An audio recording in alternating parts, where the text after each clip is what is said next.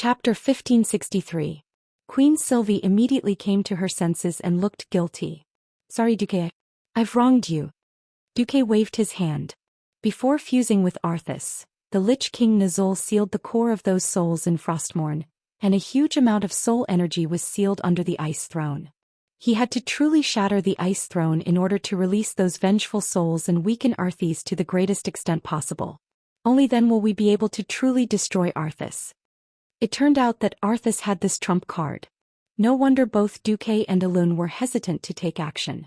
At this time the Red Dragon Queen flapped her wings and arrived.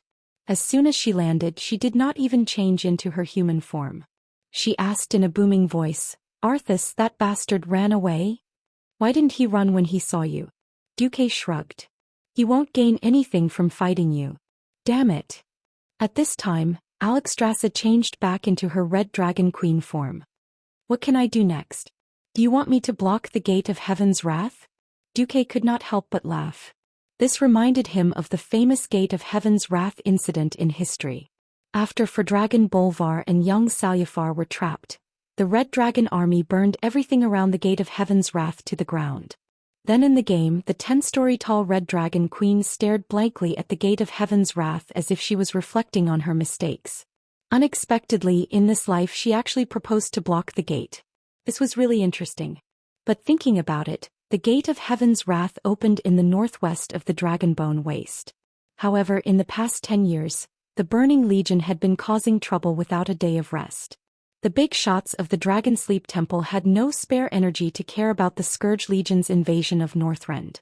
It was not until half of Kil'jaeden was dead and the demons no longer came to the Void battlefield to cause trouble did Alexstrasza finally free her claws and prepare to deal with Arthas together with Duque, an evil Lich King who transformed a large number of dragon skeletons into bone dragons, desecrated the dead, and seriously obstructed the souls of his fellow dragons from resting in peace was already an eyesore enough.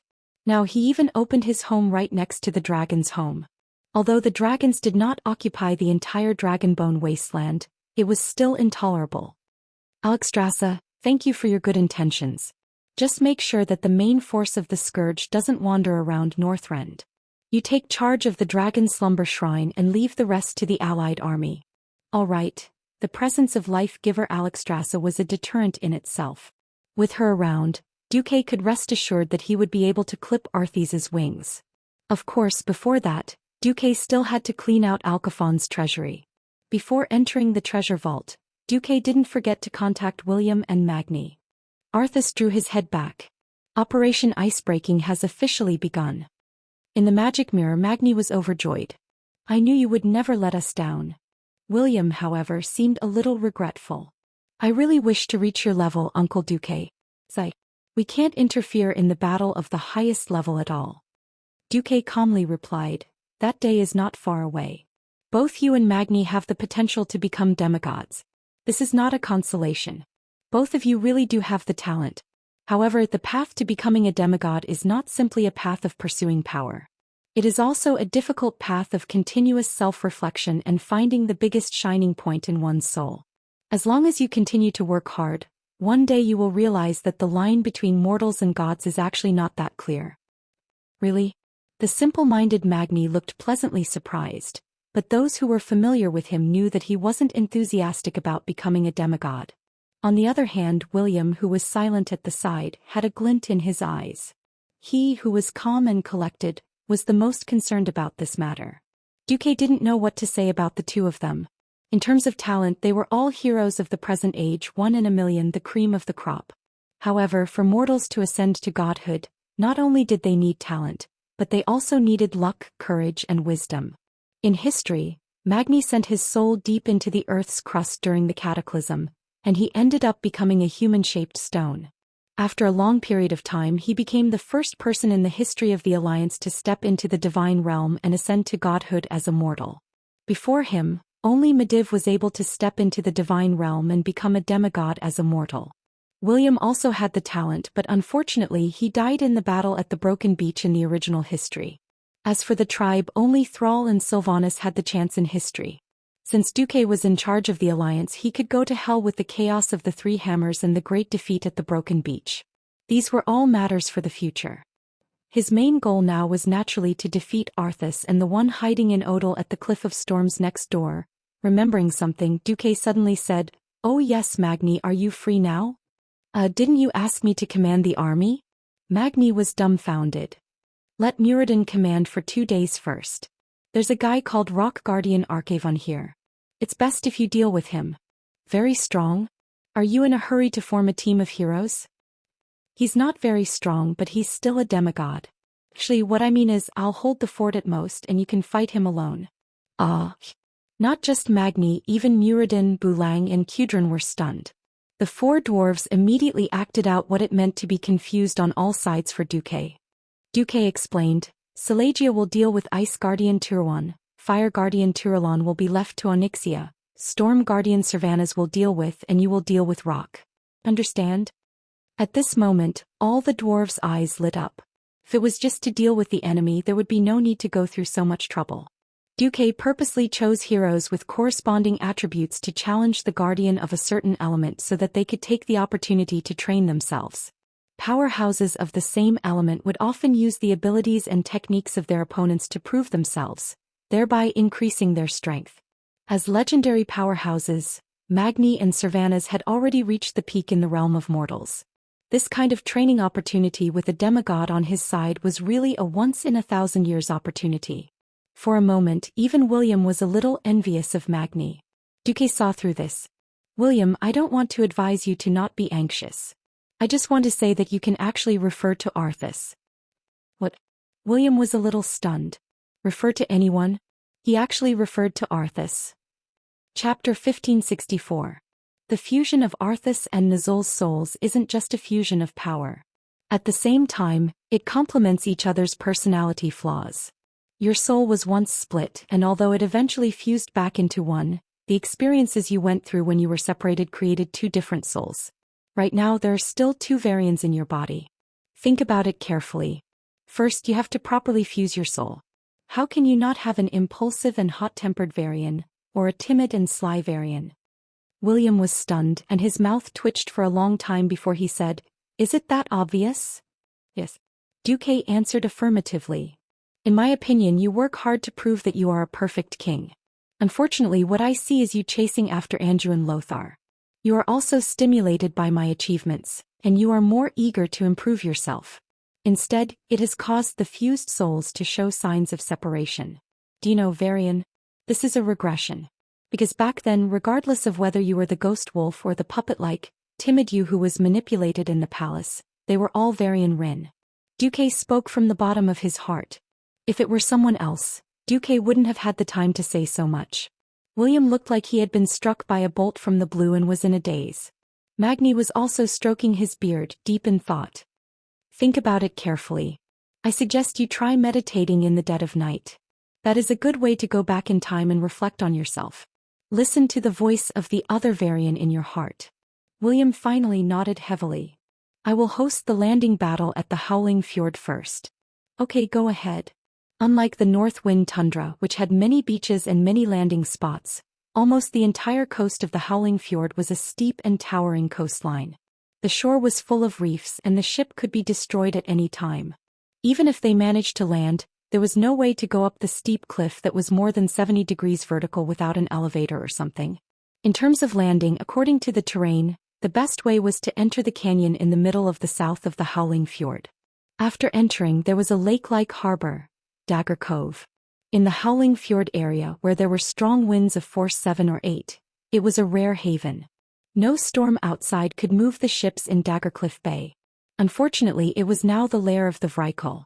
Putting aside the fact that King Vryku's Utgard castle overlooked the Daggercliff Bay, just the Vryku villages along the way, as well as the countless ballistae and old-fashioned muzzle-loading cannons that were aimed at the fjord were enough to make the Alliance's captains shudder. Under the cover of Naxxramas, William could only choose to land on the Long Spear Island in the western part of the Howling Fjord. He would use it as a forward base before landing on the Chamir coast and the Sorif coast in the west. Finally, he got the dwarf craftsman to build a large elevator to transport the soldiers to the highlands of the Howling Fjord. After the first landing was successful, William was prepared to let Tyrion Fordring lead the Scarlet Cross of Lordaeron to land on the deserted coast of the east of the Howling Fjord. Finally, they would attack separately and join forces at Utgard Castle in the middle. As for the Western Front, when the North Wind Tundra was building the fearless fortress, it had already been infiltrated by the Alliance. This was because in this life, Malygos had not publicly announced that he would cut off the use of mana by mortals. Hence, the magic core area in the northwest of the North Wind Tundra, which was also Malygos' lair, was not in a hostile state yet. Duque could not find a reason to let the Alliance guard in that direction. He could only secretly detain an elite troop near Lake Cumia in the middle of the North Wind Tundra, and let the Horde's troops split into two. The main force followed Salyafar to the eastern front, ready to fight the Vrykul. The troops of the Warsong clan, which would sooner or later belong to Braindead Roar, were sent to the southwest of the North Wind Tundra, and stuck between the Alliance and Malygos' Blue Dragon Legion. Completely unaware that Malygos might cause trouble, the Warsong clan's beastmen casually landed in the western part of the Northwind Tundra and began to build the Warsong Fortress, as well as a series of slaughterhouses and granaries named after Warsong. Unlike the barren lands where there was no prey, the Northwind Tundra was cold, but there was plenty of prey. The fellows of the Warsong clan were overjoyed, and praised the Alliance for their generosity. Duque did not know what expression to use to face them. Fortunately, the boss there was Muradin, a dwarf prince who did not know that Malygos might be unstable. Naturally, he faced the Horde with a peaceful expression. After making all the arrangements, Duque brought the girls and a dwarf king into Alkavon's treasury with a peace of mind. The huge Wintergrasp Lake fortress had been sealed for at least 10,000 years without any visitors. The low and mid-level elemental creatures wandering outside the fortress killed every single intruder that tried to break in. In the hall where the door to the treasury was located, many corpses of large spiders and Vrykul could be seen. They were either directly sealed in ice and turned into statues of death, or they were completely incinerated and turned into residue before being buried by the wind and snow. As for the elemental creatures blocking the way, Duque's elemental emissaries naturally cleaned them up. The structure of Alkavon's treasury was extremely simple. Aside from the passage they entered through, the entire structure of the treasury could only be described as up. At first there was a crossroad and then there was a straight and right turn intersection. At the end of each intersection was a giant guardian. Go. Accept your trial. Duque pointed his finger into the distance, full of arrogance. Miss Mount Onyxia, who was theoretically the lowest in status, nodded at Duque. First, she deactivated the ultimate transformation spell. In her field of vision, she turned from a delicate countess to a huge black dragon in less than 2 seconds. Fortunately, the passage to the treasury was extremely large and spacious, or it would not have been able to accommodate such a large black dragon running amok here. Along the way, the remaining elemental guards were directly trampled to death by the black dragon girl's claws. Vashti glanced at Onyxia's dragon back as if complaining about her brutality, but she turned her head and smiled sweetly at Duque. Great master, I'm going too. She also transformed into a 6-armed snake-tailed naga. Swaying her waist, she drew her bow and shot arrows to clear the small monsters while heading towards where the Storm Guardian was. Magni glanced at Queen Sylph and blinked. She probably still had things to say to Duque, so he did not want to be a third wheel. I'm going to. That's right, if I die here, let Muradin inherit my throne. Perhaps he had wanted Moira to inherit, but when the words were on the tip of his tongue, he remembered that this disappointing daughter of his had actually given birth to a monkey for his nemesis and lost all his face. In the end he still said let Muradin inherit. Chapter 1565. Bolsh *T. Don't you know how strong you are? Frem. Come back early. I'll pass on your words to your brother. Magni ran over to the rock watcher's side, wriggling his butt. Looking at Magni's back, Duque was amused. As shameless as he was, he silently recorded these words with a magic mirror and then sent it back to the command center of the fearless fortress. What was done was done. Of course, Duque knew that Magni said this just in case. He thought that Duque would understand what he meant. If something happened to him, Duque would naturally pass the message. If he was fine, Duque would keep these words to himself. Who knew that Duque was full of bad ideas? Duque couldn't stand the elven princess who had a monkey with his father's nemesis. Back then, when Duque did this mission in the game, he was badly screwed over. Princess Moira was very straightforward. She killed her in 2 hits and then started all over again. It wasn't easy for him to withstand this shrew's 18 hits and beat her husband. She even scolded Duque and the other players for killing her husband, hinting that she would record the players in her little black book and settle the score later. What the hell was this? This was not how one should repay kindness with enmity. In this life, Duque really encountered this in real life. How could he tolerate it? Even though he knew that Moira participated in the siege of Orgrimmar and showed her loyalty to the Alliance, Duque was still pissed at her.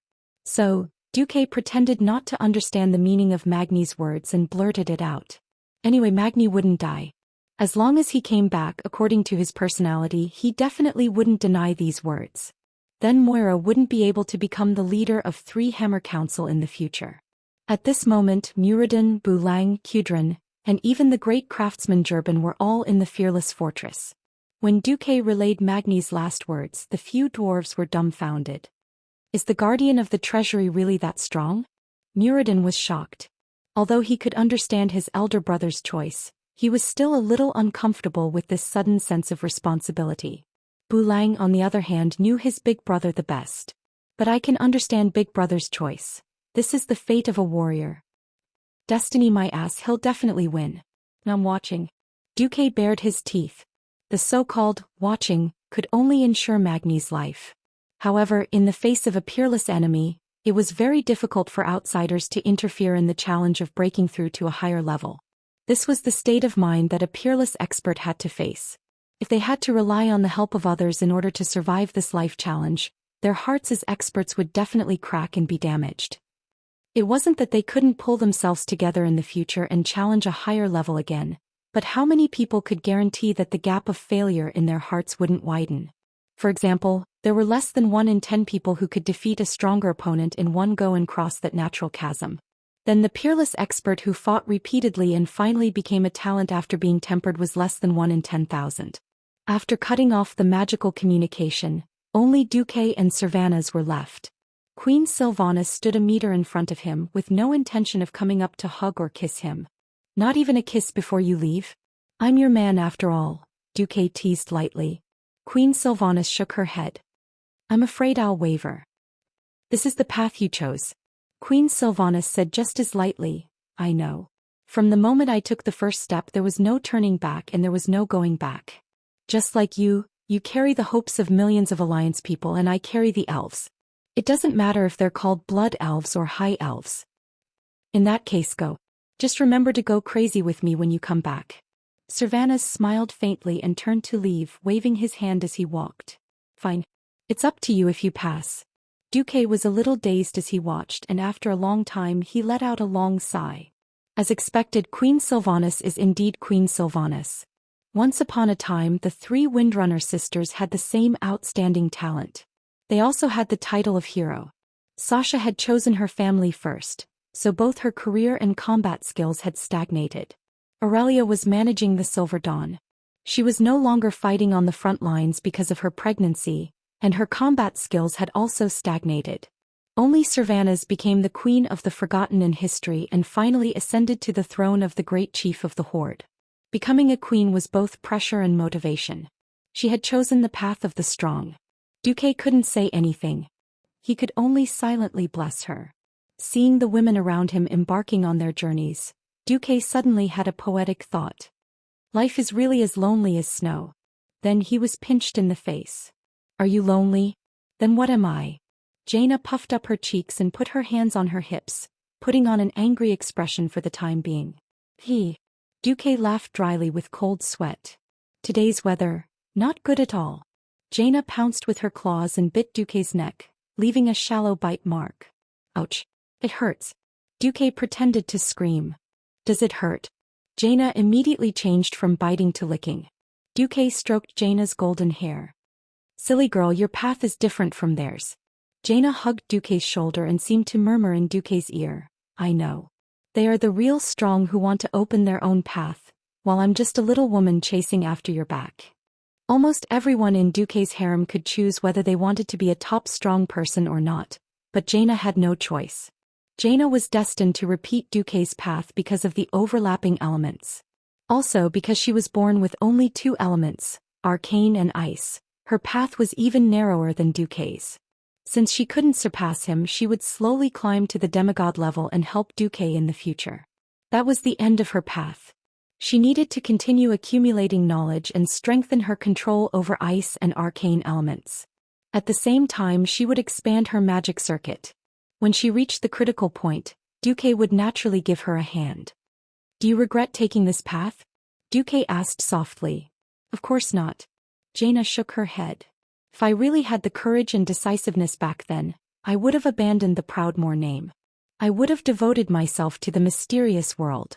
Since I chose to obey my father's orders, it meant that I had placed my fate in your hands at that time. Are you trying to say that you made the choice back then?" "Yes, but I don't regret it." Jaina hugged Duque tightly as if she wanted to melt her body into Duque's. "I won't let any of you regret it." Duque's gaze transcended space and landed on the first battle.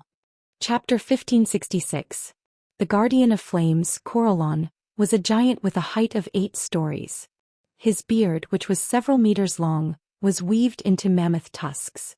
His exposed muscles showed a strange reddish-brown color, and every inch of his skin was tattooed with strange spiral patterns, which made people wonder about the characteristics of his body. Even with the image that Onyxia sent back, it was difficult for Duque to define him as a living person or some kind of mysterious magical creature. Corellon's belly looked like he was wearing a waste bag with a pot of molten steel, and a blazing aura gushed out of it. His thick arms were wrapped in a thick iron chain that required 2 people to wrap their arms around it. It looked like he was wearing a big red shawl, but this so-called shawl immediately angered Onyxia. Roar. That was her roar, full of anger. The anthropomorphic dragon's face was full of anger. Because this shawl was the skin of a complete red dragon. The so-called buckles on the shawl were 2 huge dragon claws, buckling down from the shoulders to the giant's knees. Behind the shawl was the dragon's abdomen, covering the back of Corellon's waist, and the long dragon tail hung low behind the giant's butt. Onyxia had never liked red dragons, but she could not tolerate this desecration of the dragon's corpse. Unless a certain dragon was willing to atone for its sins, such as Talonistas, who had attacked the Alliance under the threat of Demon Soul. After Alexstrasza was freed, he had willingly died at the hands of Dylan Proudmoore. His dragon head was still hanging in the Adventurers' Hall in Iron Stove Fort. She suddenly understood why Duque assigned her to deal with a guardian who was also a demigod. When opponents with the same attributes couldn't overwhelm each other with their elements, the outcome would be decided by hand-to-hand combat. And the Guardian of Flames, Corellon, was obviously a guy with the attribute of Dragon Slayer. Onyxia was definitely not weak in hand-to-hand combat, but that was only when she had an advantage in size. If the size was similar, then the dragon's small arms and legs would be the weakness. Because of the absolute weakness in strength, once the dragon's limbs were caught, it would be very disadvantageous for the dragon to fall into a pure close combat. Of course, her strength was not comparable to that of the unlucky Crimson Dragon on Corellon. Just by looking at its size, one could tell that the Crimson Dragon was not a true ancient giant dragon. The problem was that growing from an adult dragon that was over 1,000 years old to an ancient dragon that was over 10,000 years old, the biggest improvement wasn't in strength, but in elemental control. Moreover, Onyxia did not rely on her age but on her demigod bloodline. She had entered the level of an ancient WRM in advance, and with the help of the Sleeping Dragon Temple she was blessed with the power of the Earth aspect WRM that her father, Nisario, had once given up. No matter how one looked at it, there was an element of spoiling things through excessive enthusiasm. Her biggest problem was that her foundation was unstable. She was obviously angry, but Onyxia's heart fell into a very strange state of tranquility. She asked herself, "What should I do?" At the sight of Onyxia, Corellon burst into laughter. His loud voice shook the arched hall that was 1,000 meters in diameter, causing dust to fall from the sky. "Haha. Despicable little dragon. You actually abandoned the duty that the Titans gave you and came here to covet the Titans' power. I didn't expect that after 25,000 years, the dragons have fallen so much." If it was Alexstrasza who came, the righteous Red Dragon Queen would probably have nothing to refute. After all, her brother, Nisario, had really fallen. It was Onyxia, the new dragon aspect, who was not a good dragon to begin with. She restrained her anger and showed a cynical expression. "Fallen? Perhaps. I went from being a free evil dragon that did all sorts of evil things to being a mount for the righteous guardian of Azeroth, Duck Marcus. I rode him day and night. What a fall. Corlin wanted to laugh. But thinking about it, why did it seem a little wrong? The evil dragon fell to become a mount for the righteous guardian? Why did it sound like a negative as a positive? Corlin carefully sensed and was shocked to find that Onyxia actually had the pure aura of a dragon aspect. In theory, he who was designated as a guardian by the Titans was essentially no different from the dragon aspect that guarded Azeroth. Corlin was a little confused. However, this was not enough for him to give up his duty. The Titans created him, and the guardian faith that was injected into his heart was something like an instinct. Corlin spoke, and his voice once again shook the entire hall. For the sake of your identity as a dragon aspect, I will give you a chance to retreat. I will not pursue you, but when you step into this place that you should not step into again, that will be the time of your death. Ha ha ha. It was hard to imagine that a black dragon could make such a crisp and melodious sound. The ridicule on Onyxia's face became more obvious. I gave up my freedom and my dignity just to obtain a future under the command of the victor. Obviously he is the master of fate and you are not. Corlin, right? It seems that a silly big guy like you would be a good guard for my master. Fire elemental guys were mostly hot-tempered. This was especially true for a violent giant like Corlin. With a cold snort he directly attacked. Holding the pot of blazing lava in front of his waist, he did not know whether it was molten steel or lava, and poured it on Onyxia's head. Surprisingly, Onyxia chose to avoid it. She did not change her sinister and cunning nature at all, and the first move after the fight started was to dig a hole for Corlin. Unlike other dragons that had a single attribute, black dragons and blue dragons belonged to the dragon species that had a variety of elemental characteristics.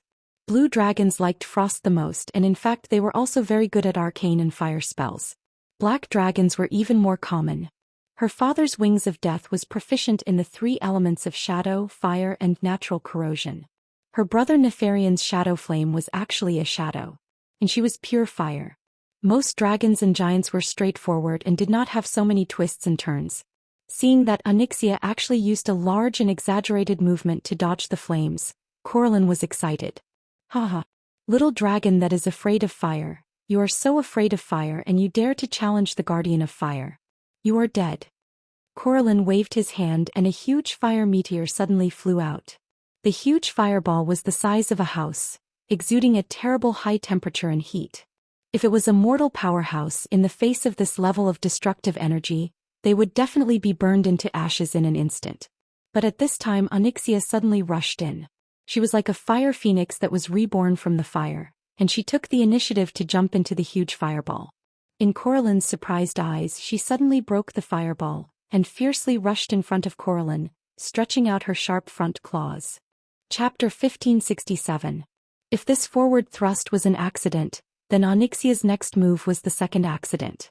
In a battle between giant creatures most of the time it would be the most violent. You attack me, I attack you. It was a battle to see who could endure it first, or who could catch the opponent's flaw and give them a fatal blow. There were very few gigantic creatures that could play tricks as well as Onyxia. Facing the black dragon's forward thrust, Corlin was surprised but not panicked. He waved his free left hand and punched the dragon's claw. The skin and muscles of the giant's arm were as hard as steel, and his left arm, which was originally wearing a bracer, was wrapped in rings and rings of solid iron chains. This formed a double layer of protection, so he was not worried about being hurt by the dragon's claws. At that moment, the female black dragon made an unimaginable move. She suddenly flapped her wings and made a hovering motion. Its claws, which were supposed to be attacking fiercely, merely touched the giant's left arm like a dragonfly skimming the surface of the water. Then the entire dragon somersaulted backwards, revealing its belly. More importantly, its long and violent tail, which was full of beauty, swept towards the giant's left knee at lightning speed. Even if the black dragon princess had shrunk to the size of a human, her tail was still an extremely sharp weapon. To say that it was a meteor hammer would be an understatement. Driven by the strong and developed tail muscles, the destructive power of the dragon's tail was at least hundreds of tons. This power could easily split mountains and stones, lifting something heavy as though it were light, and then unleashing a thunderous strike. The guardian giant, who was not known for its speed, was hit on the spot. Crack. It was the crisp sound of bones fracturing. Even with the guardian's thick skin and flesh, having his leg broken was the only possible outcome after suffering a heavy blow to his joints. This was not the end. The sharp spike at the end of the dragon's tail directly hooked into Coraline's flesh. Xianxia, who knew very well that she could not be caught, tried her best to pull away the flesh from Coraline's injured part. A small piece of broken kneecap, along with a large fragment of the cruciate ligament, was pulled out by the dragon's tail. Ah! The giant let out a tragic roar, and the ferocious giant rushed over, trying to catch the black dragon's tail. But at this moment Xianxia actually used flash. It was something similar to a flashbang. There was no real lethality, but the film on the dragon's eye could filter this strong light very well. Coraline, who was caught off guard, was slightly shaken. The black dragon, who already had some room to spare, immediately turned around and retreated. That strike just now definitely had the demeanor of an assassin. Once the strike succeeded, he immediately fled. Despicable. Is this the power of a dragon aspect? Coraline roared as he squatted down, clutching his leg in pain. I've said it before. I'm an evil dragon. It's just that you don't believe me. The ridicule on the dragon's face became even more intense. After destroying Coraline's leg with one move, Xianxia was not satisfied. She quickly launched a second round of attacks. This time, in theory, Coraline had caught her attack trajectory, but when his left hand caught the dragon's tail, he found that he caught nothing. Mirror image. Even Pharaoh, who was able to reach the Morning Star realm, knew a small spell. Everyone thought that dragons only liked to use their innate abilities and elements, but this was actually a misunderstanding. For example, Krasis, this unusual dragon, was an all-round great mage. Xianxia was good at playing with fire, but she did not only know fire magic. She was also good at using arcane magic. With such a small trick, she seized the second opportunity and swung her tail again, directly smashing the entire area near Coraline's right collarbone. Even the muscles of the shoulder were torn apart. That was all. Coraline had underestimated the shamelessness of the black dragon. Xianxia actually took out a large bottle from her space bag and smashed it on Coraline's wound. This was one of the newest products of the Alliance, named sulfuric acid by Duque himself. Well, of course, it was not as awesome as the acid of her dead father Nisario, but it could be mass-produced. The strong corrosive pain made Coraline jump up. The battle had officially entered the rhythm that Xianxia liked. 5 minutes later, in the depths of the Alcafon's treasury, Xianxia's dragon roar reached the door. Duque and Jaina looked at each other strangely. It was obvious that this female dragon had won, because dragons who were in a fierce battle would not have the time to use the dragon's roar as a song, let alone the tune of Ode to Joy. Feeling the changes in the elements in the air, Duque was speechless. This unmotivated female dragon definitely did not win with the purpose of testing herself. The second to win was Vashj. This was not unexpected. The 4 guardians of the Alcafon's treasury were demigod bodies to begin with, and with the blessing of specific elements, their true strength was not too strong. Among the 4 challengers, Vashj had always been the strongest. Xianxia was only a demigod body and Vashj was a true demigod, which was already a lot stronger. As a true demigod, it took Vashj so much time to win, proving that she had really won this battle with the goal of honing herself. Xianxia returned smugly, enjoying Duque's eye roll. Vashj came back a little pathetically, but what she got was a smile from Duque. Thank you for your reminder, Master. I am even more aware of my own shortcomings. As expected, the frost element is the direction of my development. Vashj returned to her human form and bowed deeply to Duque. It's good that you understand. Vashj might be a wizard, and she was very good at using the wind element's lightning. The 4 elements of Azeroth were earth, water, fire, and wind. In the end, the element that was most suitable for her was still water. This was inseparable from her 10,000 years of life at the bottom of the sea. She was born here and grew up here. Giving up her talent attribute just to increase her lightning power was like throwing a watermelon to pick a sesame seed. Vashj understood, and Duque was happy for her. Only those 2 left, Jaina said softly. No, Shorty's side is just like that. He won't lose if he should win, and he won't win if he should lose. Once Magni accumulates enough, he will naturally win. There are no surprises. I'm only worried about Sylvanas. Because there's only a fine line between her victory and defeat. Duque was right. A duel between two earth element experts was actually very boring. Although it wasn't a fight between noobs, the two of them didn't have many moves. Rock Guardian Alcaphon was a giant with the same body size as Kolalon. The only difference was his accessories. His right hand and legs had been replaced with something that looked like a meteor hammer full of protrusions. Chapter 1568. Whenever Alcaphon used skills like Trample or Heavy Leap, he would often deal terrifying damage to enemies that were smaller than him. This time his enemy was a little different. Magni was a god descending to the mortal world, but it was a god descending in a special form. He completely released the restrictions of his body, allowing the earth element to enter his body without limit. If it was any other race, this would be asking for death. The dwarves were a little special. The bold and courageous dwarves were an ancient race. They originated from the earth spirits created by the Titans in the early world using stones with vitality. Due to a disease known as the curse of flesh and blood, the dwarves' earth spirit ancestors went through a metamorphosis. Their stone hide became soft skin.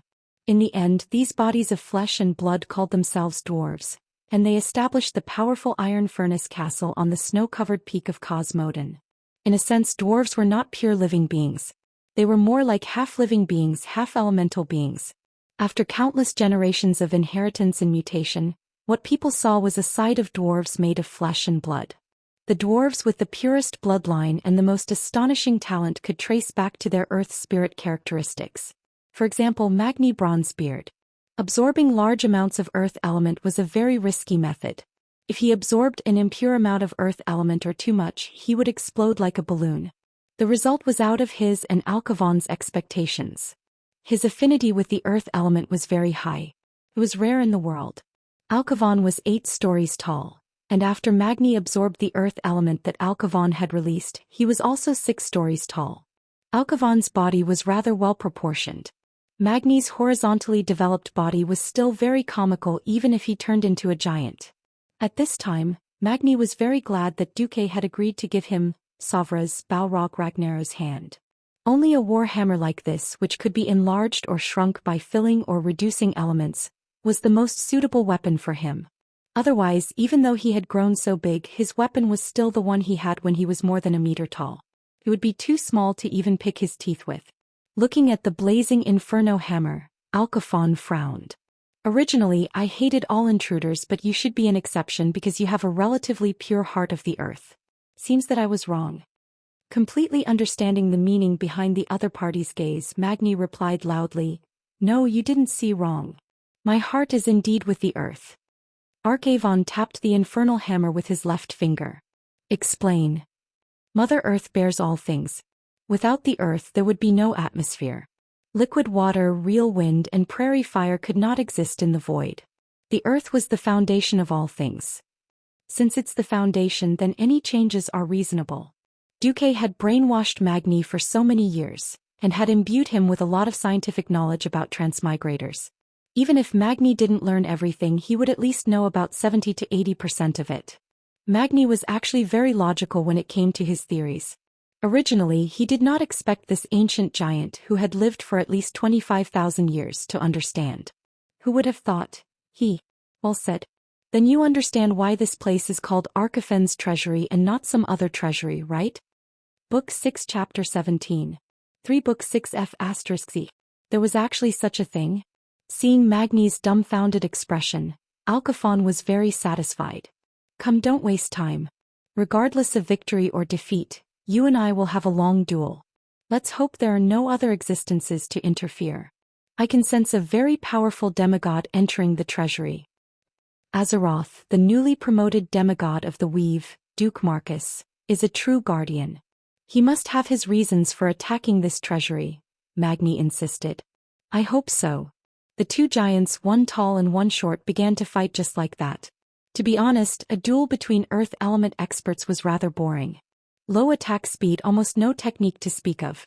Basically, you give me a blow, I'll give you a blow. The one who could not take it first would fall. If it wasn't for the fact that the two of them could use techniques like jump slash, and when they jumped they were like two small mountains playing bumper cars in the sky. Duke, who was secretly watching them, would have probably fallen asleep from boredom. Duque turned his attention to Sylvanas and Storm Warden Amarin. The biggest difference between Amarin and the other Storm Wardens was the bright blue runes on his body that were wrapped in circles. These typical Titan runes had the most primitive wind element power. With just a thought, Amarin could easily summon wind and lightning at a designated place. Although each of the runes looked simple, such as the one on his arm which looked like the word big, but had its head cut off, each Titan rune was actually made up of more than 100,000 tiny runes. The mysterious light inside them rippled and moved continuously. Every time a rune was activated, it was made up of 100,000 tiny runes that were arranged in different ways. The mystery contained within was something that all the mages in the Dalajan would not be able to understand in their entire lives. Amarin looked at Queen Sylvanas, who walked into the hall with Solidar Wrath of the Stars in her hand and revealed an amused expression. Very interesting. You invaders are not here purely for the treasure but to challenge yourselves. This is the most interesting thing I've seen in the 25,000 years I've guarded the treasury. Gently bending the bow, Sylvanas revealed a stern expression. Sylvanas Windrunner, I'm here to break through my limits. Do you understand the meaning of failure? Amarin asked with a booming voice. Sylvanas lowered her head slightly. At this moment in her mind, there was the Long Song forest that was burned by the Beastmen, Silvermoon City that was destroyed under the iron hooves of the Calamity Army, the Sunwell that was trampled wantonly over and over again, Orgrim, Arthas, Kil'jaeden. When she raised her head again, there was an unparalleled determination in her eyes.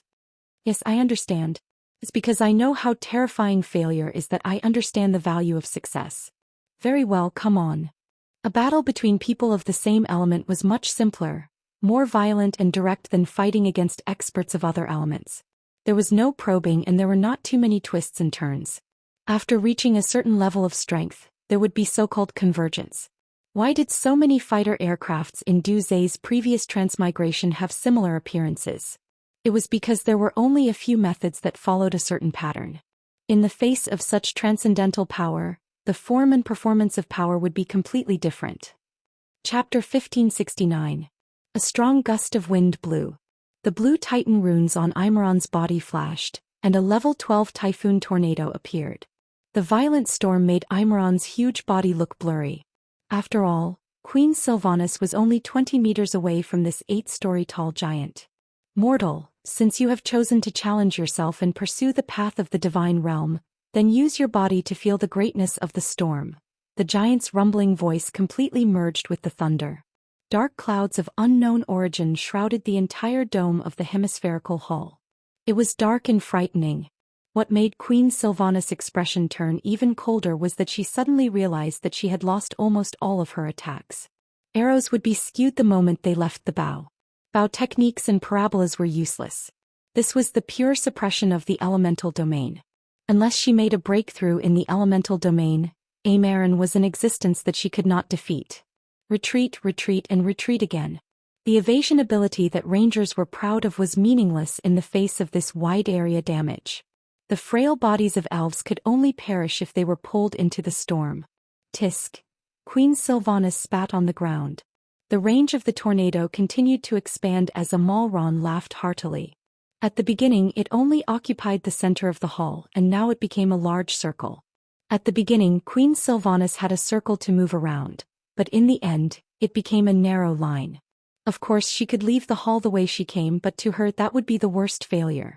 She could dodge, she could retreat, but she could not escape. Because this was her path, her heart of the strong, and her final stubbornness. Originally she could have been a salary thief like before the incident at the Dark Portal. Even if she became a queen she could have become a pure politician. She could even hide in Duque's arms and be a happy little woman. Anyway, she had her sister and Duque who could be her umbrella to shield her from the wind and rain. I chose this path myself. It was as if she was mocking herself, but also like some sort of self-hypnosis. After saying this, Sylvanas was filled with the spiritual light of a martyr. Duque, who was watching from afar, felt worried, not to mention the Windrunner sisters who were watching this scene in Karazhan. Ah! For a moment Aurelia had the urge to call Duque over to save her sister. However, she saw Duque clenching his fists and gritting his teeth. At this time Windsor held her hand and shook her head. Second sister chose the path. Both us and Duque can only support her. She's not a canary in a cage but a petrel soaring in the storm. Yes. Aurelia nodded heavily, her eyes filled with tears. On the other side, Cervantes moved. He didn't have any attacking stance. He didn't even take his newly acquired divine bow, which was the envy of all the Alliance's hunters and rangers. Instead, he jumped into the storm with a graceful diving posture. In the eyes of the spectators, this was undoubtedly like a moth flying into a flame and courting death. The Windrunner sisters lowered their heads, not daring to watch. Even Lor, Themar and Hadron, who were far away in Sindorii, were mentally prepared to lose their queen. Duque had even taken out the divine artifact Atish and opened a short-distance teleportation portal. However, at this moment when everyone was watching, a sonorous and powerful female voice came out from the strong wind. Don't look down on me. My surname is Wind. Fine. Swordsman. Almost everyone who was watching the battle through Duque's magician's eyes had the same reaction. First shock, then joy. In the magic mirror, Cervantes' performance shocked the mortals. Her seemingly thin body actually spun at high speed with the whirlwind. That was a speed that was many times more brutal than being thrown into a washing machine. How many revolutions per minute? The mortals' eyes couldn't keep up with Queen Cervantes' rotation at all. Even the rangers with the strongest eyesight could only keep up with her shadow. 50 revolutions? 100 revolutions? In any case, apart from Duque, no one could count it clearly. Everyone only saw Duque retract Atish, and they instantly understood what it meant. The surnames in this world were different from before Duque transmigrated.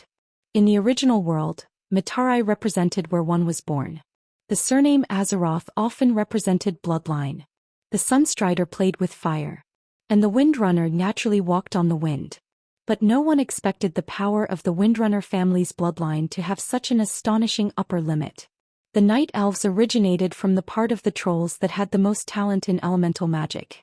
The High Elves were the most talented in magic among the Night Elves. In order to maintain the magic talent of the next generation, in the past 8,000 years, the High Elves had used all kinds of methods to maintain the purity of their bloodline. For example, mages above the Radiant Moon level could only marry a Radiant Moon level. That was why the Silver Moon Council, a behemoth whose power, interests and bloodline were all intertwined, was formed. Even the king couldn't fight against it. Elves who lost their ability to cast spells were seen as inferior, which was why the various ranger families that didn't have a high status in Kuel Salis came into being. The current Cervantes could no longer be called a simple ranger. The surging wind elemental energy on her body could be clearly felt even through the magic mirror. Because the wind had changed color. The wind in Amalron was grayish-white, and now the places that Queen Cervantes flew at high speed had turned purplish-black. Duque froze in shock. His gaze turned to the lightning that kept flashing in the clouds above the hall's dome. The lightning that seemed fine to outsiders was actually engaged in a shocking battle of attrition. Duque was a little unfamiliar, but he still recognized this method. When Gavin Rad obtained the Wind Sword, the Wind Prince Sandran had used it. This meant that Cervantes, who seemed to be at a disadvantage, was directly mobilizing the lightning power in the clouds. This was definitely not the power of mortals. The others couldn't even see Queen Cervantes' figure clearly, but with the help of the system, Duque could clearly see that there was a purple emblem that resembled lightning reflected in Cervantes' eyes. It was flashing and was wrapped in a dim tornado-like radiance. Amalron, who sensed that something was wrong, began to pay attention to Cervantes. An extremely uneasy feeling enveloped him. That feeling was too distant, and he didn't know how many years ago, a great existence with the same terrifying aura had almost blown him into ashes with one blow. Chapter 1570. Amalron had once thought that the Titans were omnipotent. The greatest Titan had to create something that was the greatest. Clearly, this deep-rooted understanding that he had held on to for 25,000 years was completely broken at this moment.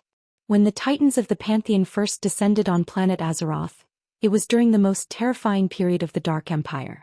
At that time there were trolls, mantis demons, bugmen, but there were no elves. But now, a descendant of an obviously mutated subspecies actually displayed a stronger control of the wind element than him, a first-generation Titan's creation. How could he accept this? Sylvanas' rotation with the tornado was getting slower and slower, because this meant that even the wind that Amalron had created was gradually being controlled by her. Be it shock or admiration, as the guardian of the storm that controlled the source of the wind element, Amalron had no obligation to continue supporting the enemy. Very soon the storm stopped. But Queen Sylvanas was suspended in midair. It was a powerful yet miniature tornado that was supporting her.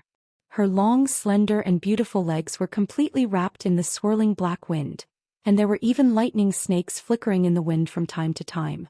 Her brilliant golden hair had turned silver at some point, and then it was faintly dyed purple in the glow of the lightning.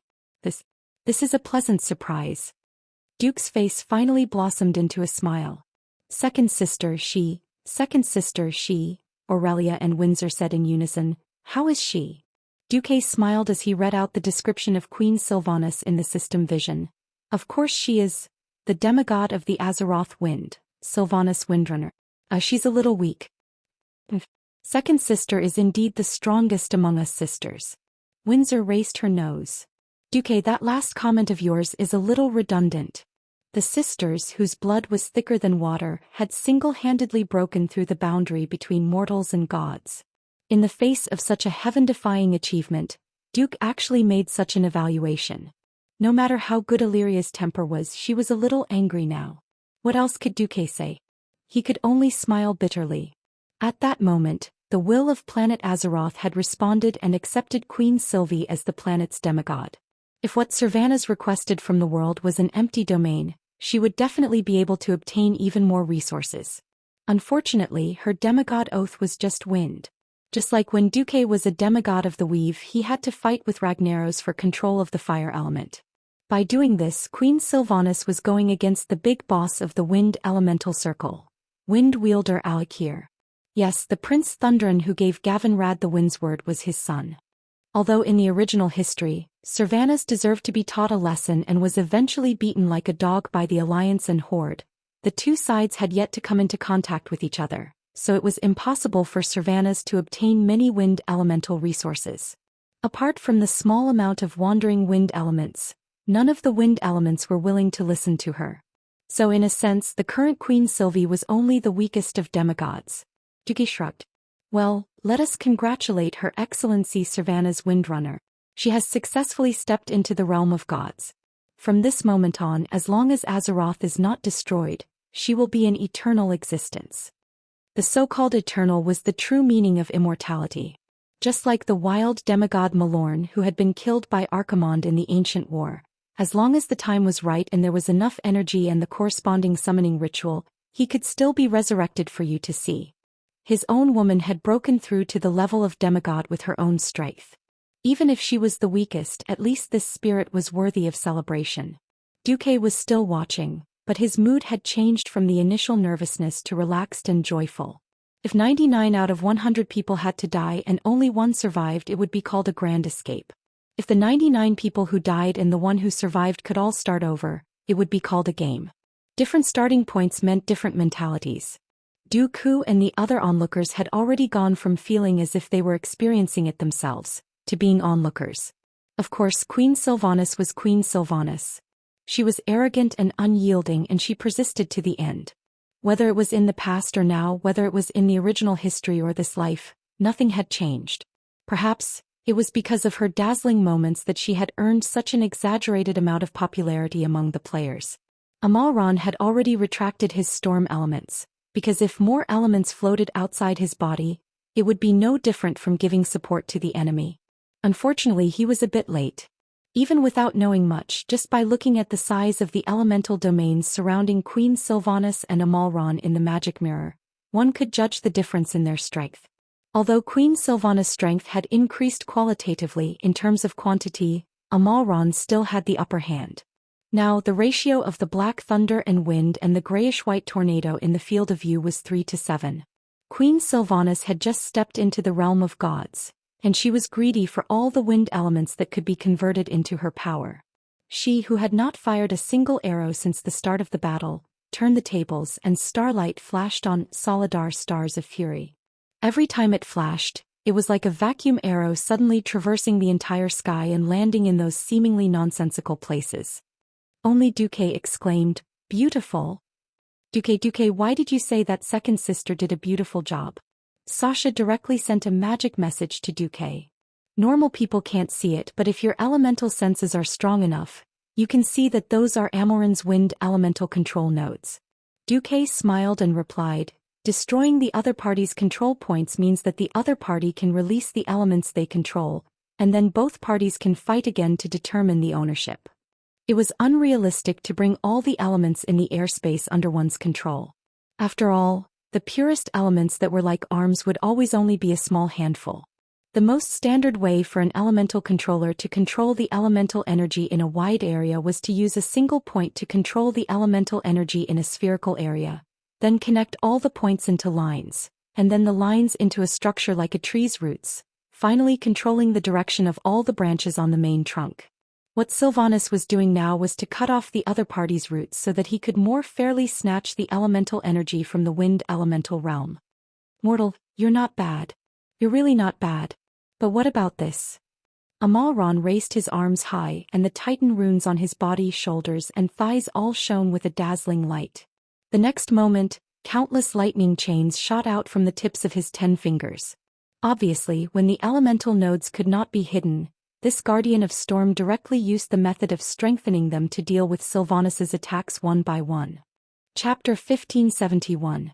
As long as Sylvanas' vacuum arrow hit Immeron's elemental node, it would produce a great suction force and destroy the structure of the wind elemental energy there. However, this storm giant had directly used chain lightning to strengthen it, which meant that these nodes were directly under his control, and there was no possibility of them collapsing. But at this moment Queen Sylvanas laughed instead of being angry.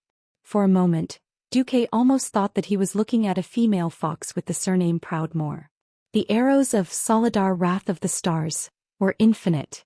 As long as the user still had spiritual power to pour in, it could infinitely gather the light of the stars, forming arrows that could be shot out like lightning. Queen Sylvanas seemed to have increased the number of vacuum arrows in a fit of pique, but only Duque could sense that each vacuum arrow was only strong on the outside. The previous vacuum arrows maintained the shape of the arrow until they hit the target, then suddenly formed a small whirlpool like a black hole, sucking in the surrounding air to achieve the goal of destroying the node. The current vacuum arrow had already lost its shape halfway through, and began to suck in the surrounding air. The spiritual power that was poured into it was completely incomparable to the first batch of vacuum arrows. Unfortunately, the strength of the giants was never their perception. The Titans had bestowed the giant guardians with surging elemental power and a powerful body that surpassed most creatures in the world, but they no longer had the luxury to bestow them with superior perception and adaptability. Amalron didn't even notice Sylvanas's small movements on the huge gauntlet on Solidar, until he poured another wave of even stronger lightning power into his 10 fingers and poured it out. Queen Sylvanas slowly got into a posture of knocking an arrow. This time it was not the kind of quick bowstring, and the string that extended out of the bow was no longer blurred starlight. Wind as a bowstring. Lightning as an arrow. It looked like it was stirring up nothingness, but in reality, it was stirring up a level 12 wind. The wind surged violently and finally converged into a thread. It was clearly an invisible stream of wind, but it was countless times tougher than steel wire. As the streamlined muscles on Queen Sylvanas' arms gently swelled, the void actually produced a sound similar to playing a zither. Only then did Amarin realize his mistake. His power was too scattered. It was true that Queen Sylvanas' total amount of wind elemental energy was inferior to his, but at this moment Queen Sylvanas' power was condensed, and the quality of her lightning energy far surpassed his. The bowstring vibrated.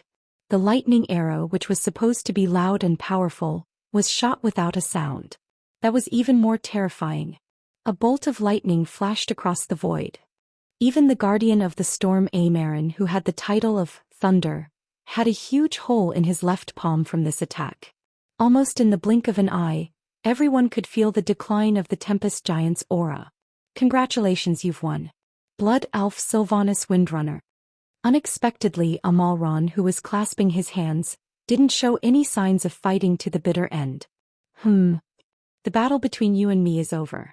However, the battle between us Guardians and the one who is truly trying to dominate this treasury hasn't ended yet. Amarin's words made Queen Sylvanas feel a little confused. As the winner, you can get what you want. This Guardian of the Storm was very straightforward, and directly used his uninjured right hand to tap on the Titan rune on his shoulder. Immediately, the Titan rune that seemed to have lost the word big floated down from the sky, and slowly came before Queen Sylvanas. This is the mark of a supreme being in the pantheon. Accept it. It also means that you have accepted the mission of protecting Azeroth. This and the planets will accepting you are two completely different things. If this is what you need, then it is yours. This time the usually decisive Queen Sylvanas hesitated. She pursued power and strength and didn't mind sacrificing her power for the people she loved for this beautiful planet. However, the mark of the Titans in the pantheon.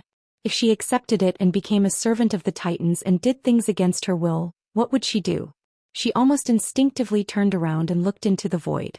She knew that Duque was definitely watching this scene. Her poor knowledge of the universe wasn't enough for her to make a judgment, so she could only ask her lover for help. Duque's voice came right into her ears. Accept it. But when you make the oath, use the name Titan of all living beings of the pantheon. Titans were Titans. Why did they have to add the word, all living beings? Weren't all living beings just living beings?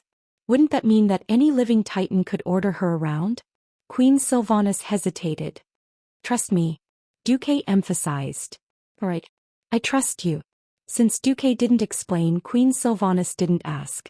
After spending so many years together, Sylvanas was sure that there was a deeper reason behind what Duque believed in and swore to keep a secret.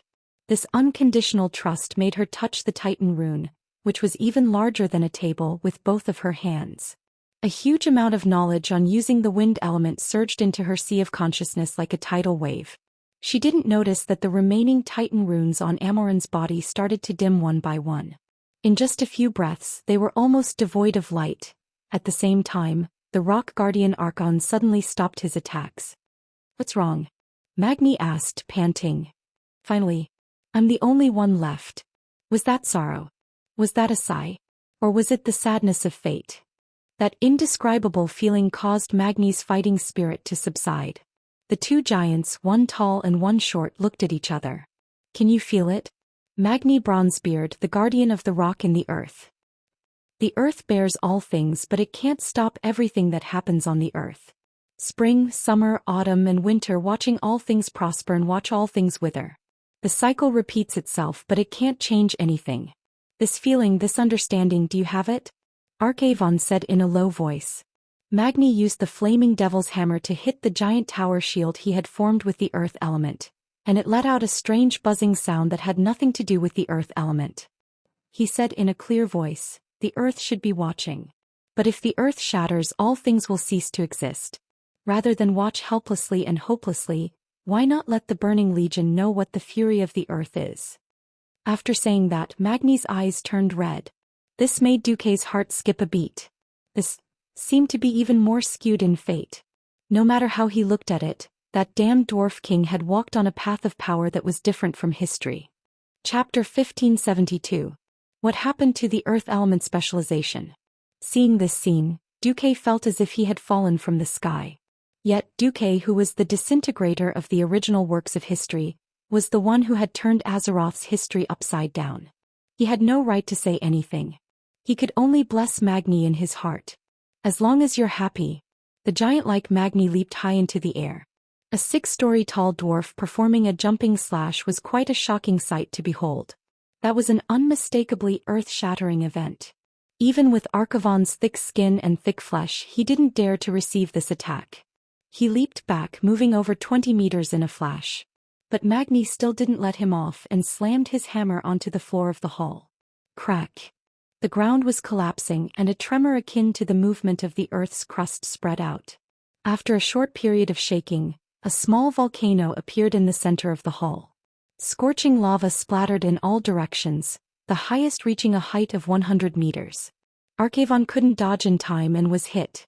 Arc. The dwarf's lava clearly had some special power added. Caught off guard, Archavon was plastered all over his face and he cried out in pain. Magni didn't let him off easily.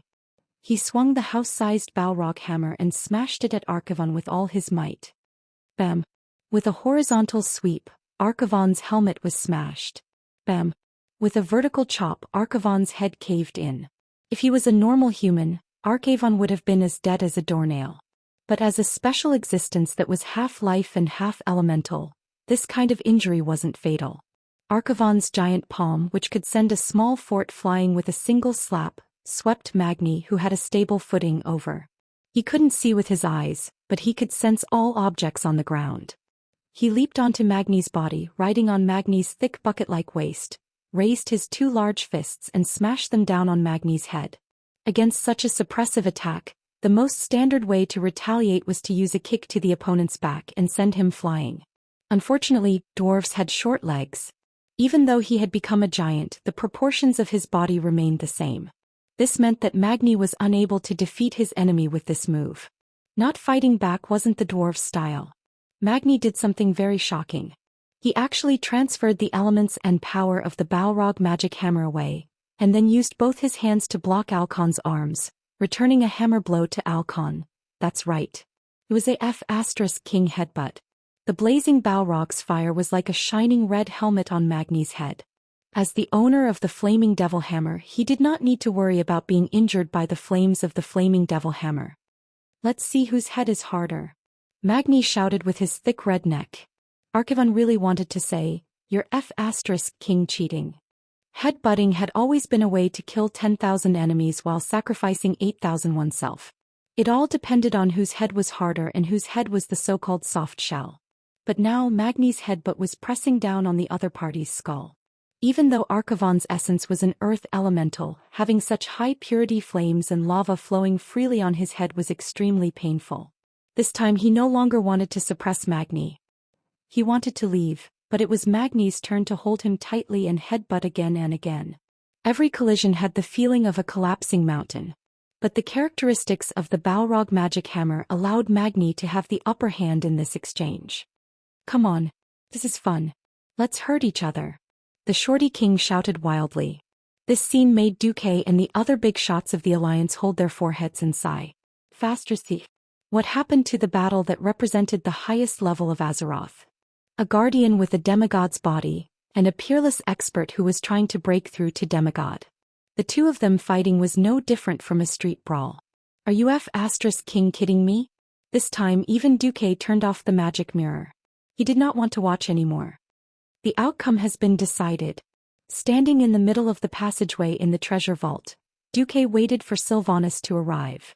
Queen Sylvanas had finally crossed the most difficult boundary between a mortal and a deity. The next step was simple accumulation of power. Congratulations. Duque opened his arms, looking like he was asking for a hug. To be honest, Duque was still a little uneasy up until this moment.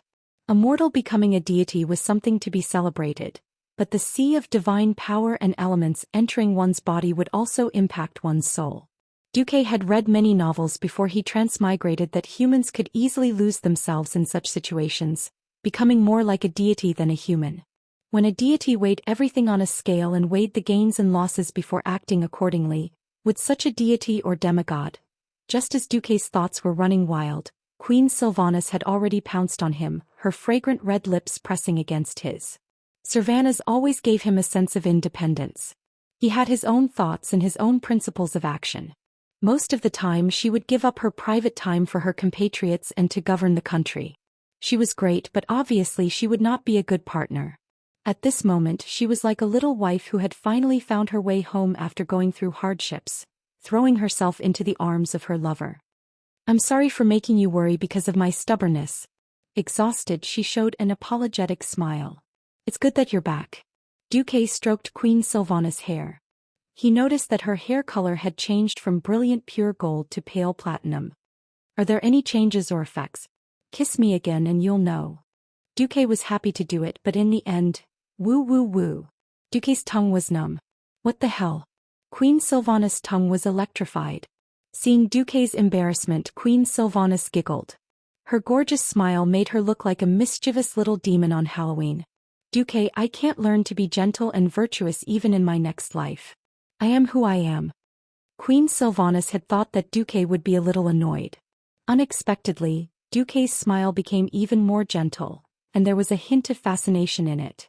"Yes. You are who you are, the one and only Sylvanas Windrunner of Azeroth." After waiting for a while, Magni's side was also done. Magni, who had returned to his normal form, was that short man who was 1.5 meters tall again.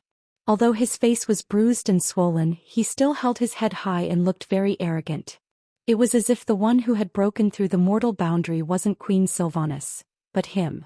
Magni said in a gruff voice, "Hey, Duque, the 4 guardians have been defeated. What about the treasury? I don't care about their so-called treasures over the years. I don't care who takes the treasures. I at least want to know what the treasures in this treasury are." Chapter 1573. That's right. What was the treasure? The so-called treasures in the original Alcavan's treasure vault were the godly equipment dropped by the guardians. As long as a player was determined to fight in the arena, they would be excited to see these pieces of equipment. In reality, the items dropped by the 4 guardians weren't very useful. Duque could say that the treasure vault itself was a trial given by the 4 guardians to the challengers. This was definitely true. Different people would have different comprehension and encounters. Didn't you see Sylvanas becoming a demigod in one leap? However, there were always greedy and curious factors in human nature. Of course, this had its flaws, but it was precisely these 2 factors that promoted the progress of society and civilization. Following Duque, the big shots of the Alliance were used to getting rich. Insignificant epic-grade equipment could no longer enter their eyes. They pursued a higher level and similarly pursued more things that could prove their glory. Duque smiled mysteriously. "Do you want to know? You can look, but as for what it is, please think about it yourself. I can only say that your efforts today will not be in vain." As soon as he finished speaking, a huge wave of arcane elements surged from Duque's body. It was as if the radiance of the stars in the sky was flickering on his body. Looking closely, one would realize that all the flickering lights were actually mysterious arcane runes. Some of the runes even gave Queen Sylvanas and Magni a strange sense of familiarity. Countless flashing runes flew over, and under Duque's will they turned into rings of light. They formed concentric circles with Duque at the center, and then spread out in all directions of the treasure vault. In just a few seconds, the few who had successfully defeated the Guardians and returned victoriously discovered that the 4 Guardians had actually revived. Onyxia wanted to transform on the spot and beat someone up. Wait. Vashj pulled her back. This time, not only did the Black Dragon Princess notice, but the others also realized that the Guardians walking over from the 4 directions of the treasure vault's passageway were completely silent. These 8-story giants couldn't be as silent as cats when they stepped on the ground. The only explanation was that the 4 of them were perfectly welcoming, or that they didn't exist in the same spatial dimension as Duque. The Rock Warden Alcafen spoke. "Guardian of Azeroth, Duke Marcus, your strength and wisdom are very great.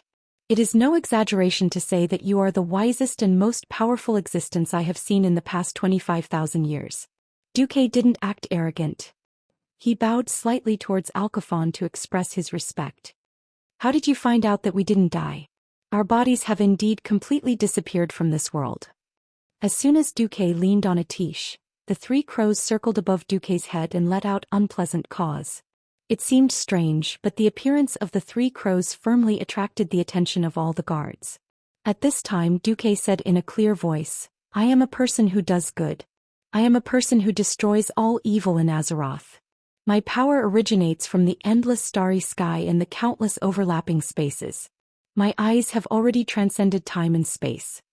Alcafen sighed. "You are indeed very powerful. But for us, a duty is a duty and there is no room for compromise.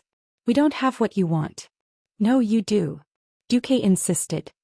"But," Duque raised his empty right palm. "Don't be in a hurry to refuse. The development of the situation has long exceeded your expectations. I just want to negotiate with you once in the name of the Titans of the Pantheon." At this point Alcafen and the other 3 giant guards immediately became serious. Suddenly Alcafen spoke again. He didn't speak any of the languages that were currently popular in the world of Azeroth. That was the Pantheon's language, also known as the Titan language. If Duque couldn't make contact, then he wouldn't even have the qualifications to negotiate with the 4 great guards. Who knew that not only did Duque speak the Titan language, but he also seemed to have done something that made the 4 great guards feel deep veneration. The 4 of them seemed to have quickly reached a consensus. They nodded at each other and then bowed to Duque. The 4 of them, 8 stories tall, bowed at the same time. That aura was rather terrifying. It felt as if 4 tall buildings had collapsed at the same time. If one was standing on a grassland where the sun shone brightly, perhaps it would be as if God had turned off the lights, and the entire sky would instantly turn pitch black. Then the 4 great guards figures disappeared from the treasury at the same time. Along with them, the originally incomparably dense aura of the 4 great elements in the treasury disappeared. Seeing this huge palace suddenly turn from the mysterious Titan's treasury into an ordinary historical site, everyone's hearts suddenly became empty. What did you do just now? Did you subdue these 4 big fellows? Magni was itching to do so and directly asked Duque. Subdue? Duque seemed to be surprised by this word, and then his expression became even more mysterious. The guards that the Titans created are rather perfect existences. Not only do they have their own will, but they are also very determined. If there are no accidents, they will unswervingly fulfill their guardian duties until they are destroyed. Just think about the dragon's slumber shrine. Everyone immediately understood. If not for the 5 great dragon aspects guarding Azeroth's planet protection array, this beautiful world would have long been turned into ashes by the burning legion's flaming iron hooves. As for the so-called accidents, everyone understood that the best example was Nesario. He had turned from a good dragon aspect to a powerful and crazy villain. Was Duque hinting at something by saying this now? Magni didn't care about this. Hey, where are the treasures in the treasury? You haven't answered my question since the beginning. Duque deliberately kept them in suspense. You will know soon enough. If you are unlucky, perhaps Alcavon will kill his way to the Iron Furnace Castle and destroy your nest. He dares. Magni blew his beard and glared. If I can beat him up once, I can beat him up a second time, a third time, countless times. He.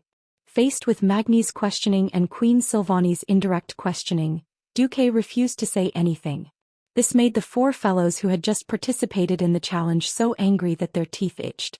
After coming out of the treasury, other than Queen Sylvanie running off to show off, oh no, the whole nation celebrating Queen Sylvanie's entry into the Divine Realm, the expedition to the northern continent had entered a steady state.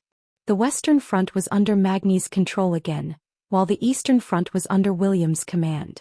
The Alliance's 200,000 troops gathered at Utgard Castle and began to besiege King Vraiku and his subordinates. Chapter 1574.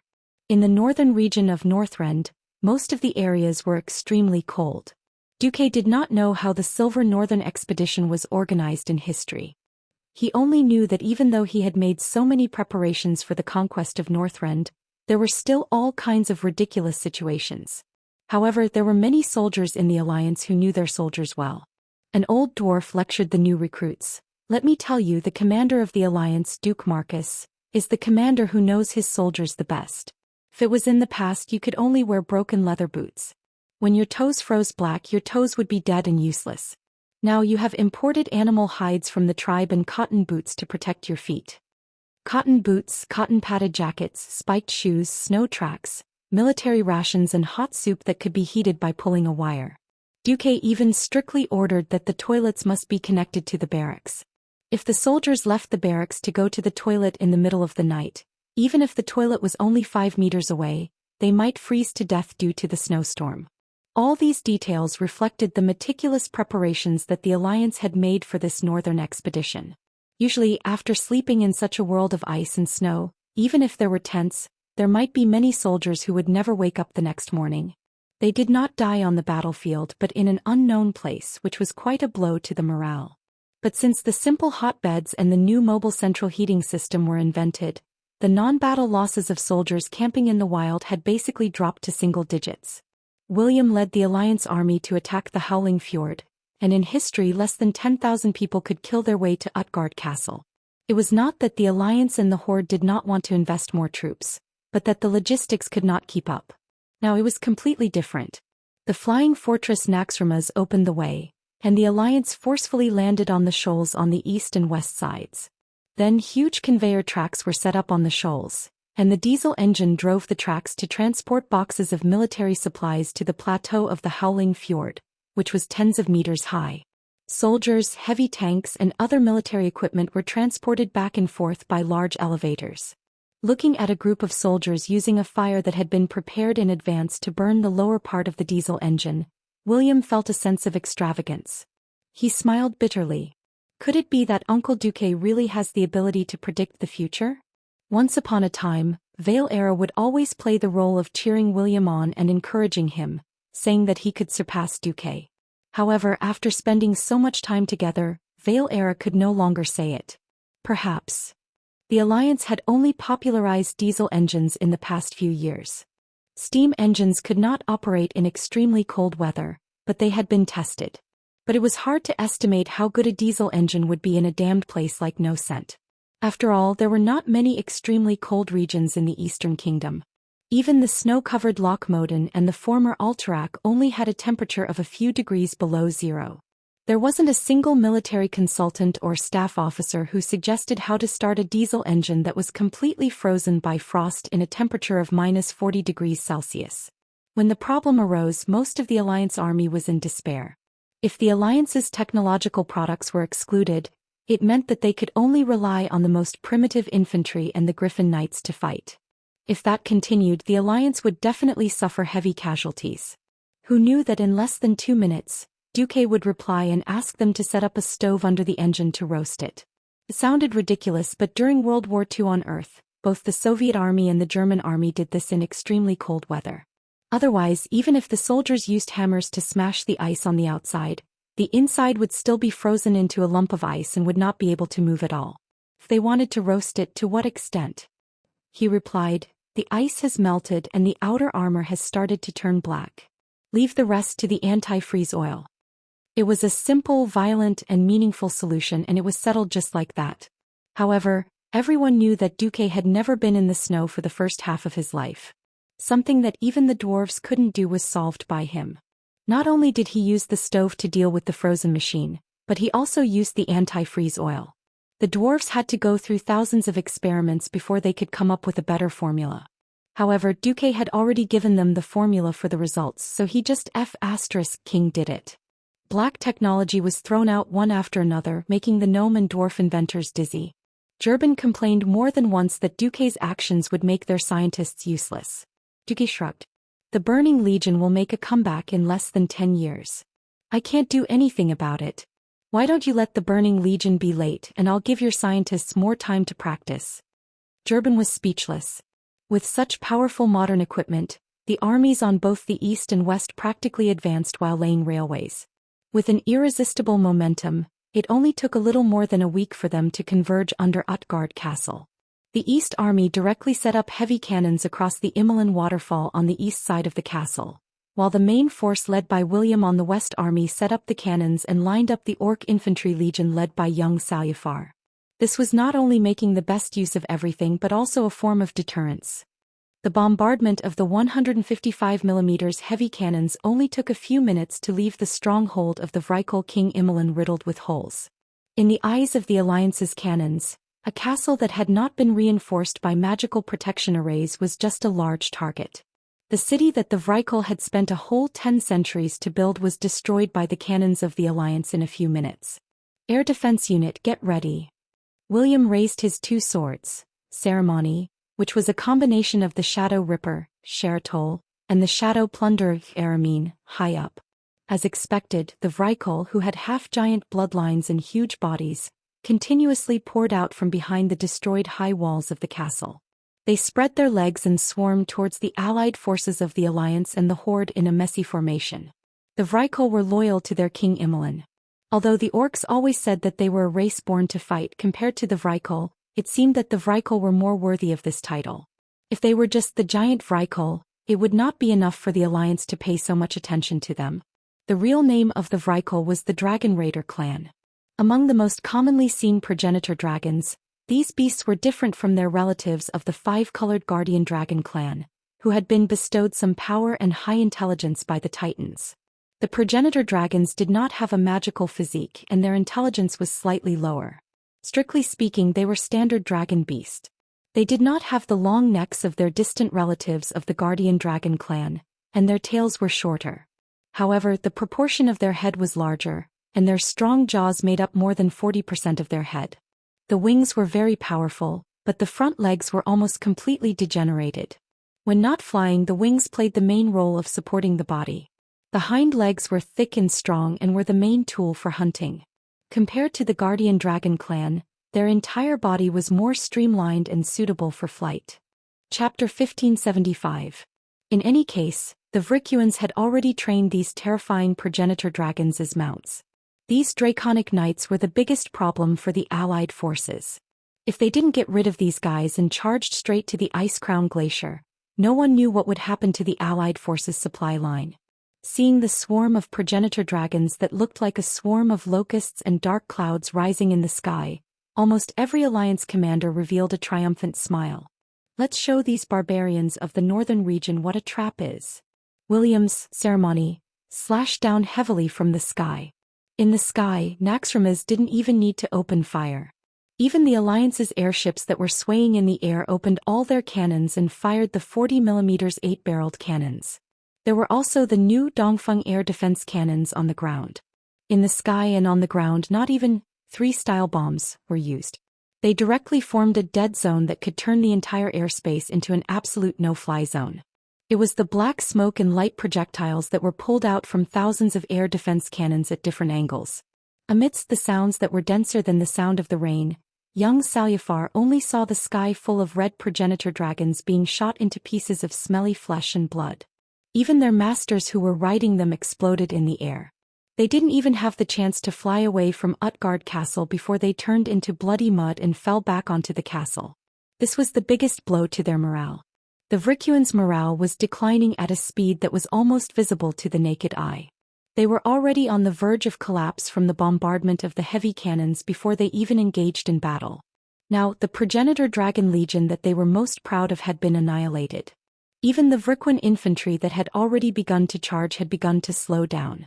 The earth-shattering shouts from 15 minutes ago were now like the futile cries of 2 or 3 kittens.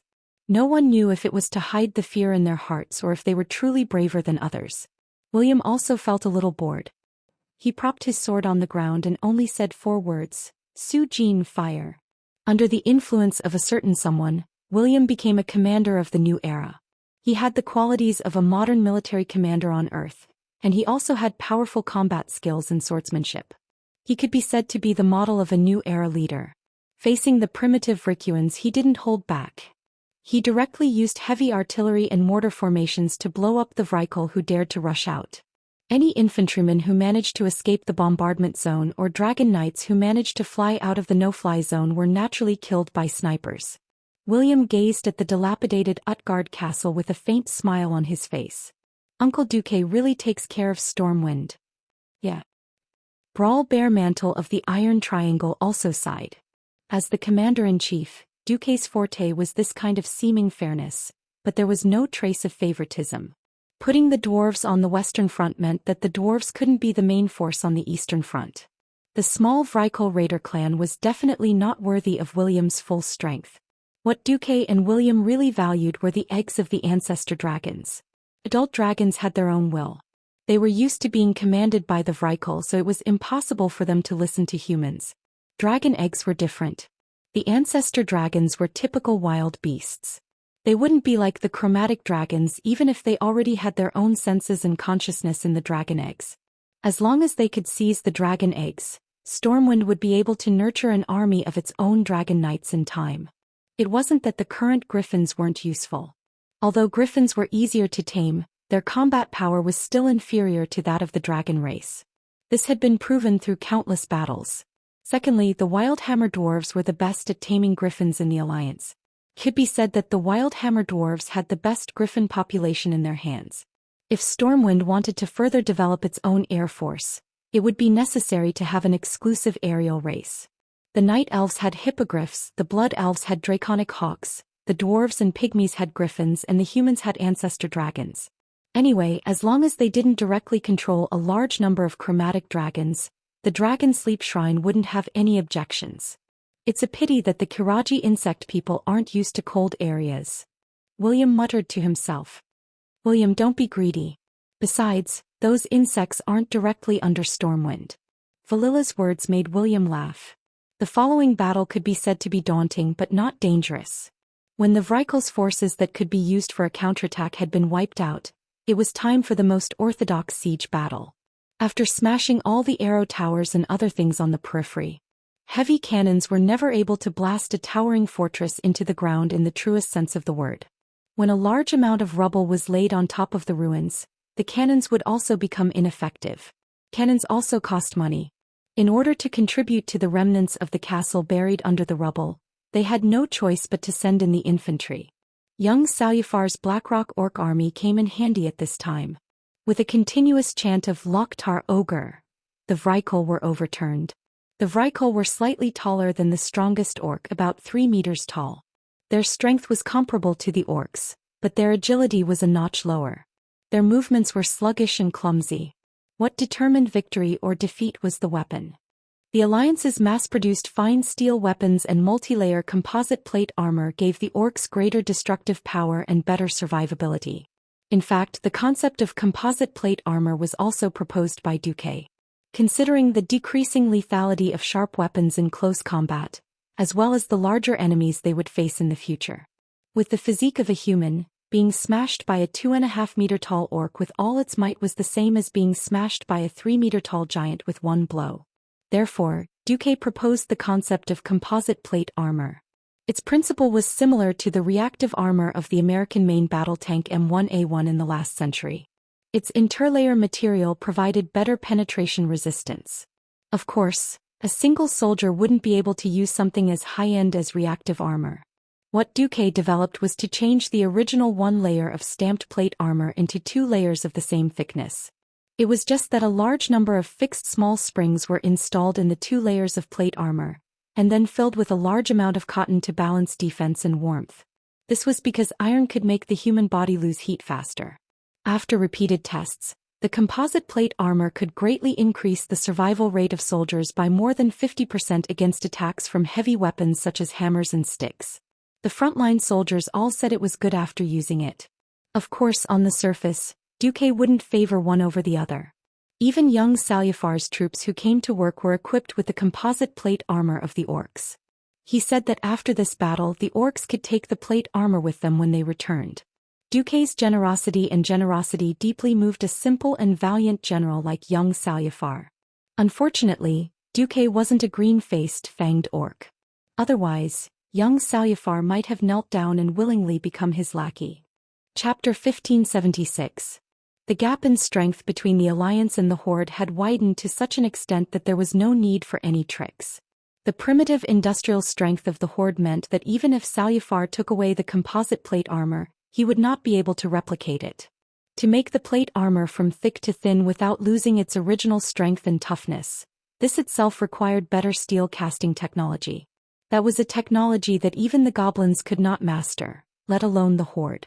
Even if the Rustwater conglomerate mastered this technology, it was another matter whether they would be willing to work for the Horde and create composite plate armor to meet the needs of millions of infantry. Even if the Horde could mass-produce it, it was time for the new generation of alloy armor to appear. Duque was full of stuff. If he wanted to get rid of the Horde, he could definitely make it so that the taillights of the Horde's car could not be seen. In the Battle of Utgard, Prince Karaseth of the Vrikel was killed by Salyafar Jr. Ingvar. The plunderer guarding the center of the castle was killed by Gavinrad. Godak Ashentai, the living statue of the ice mammoth who was resurrected by necromancy, was killed by Tyrion Fordring. A long time ago, because the Vrikel protected the ancestors of the humans, they were hunted by the cruel Skadi. The Vrikel would name a person after a characteristic. Since it was cruel, one could imagine what kind of person this guy was.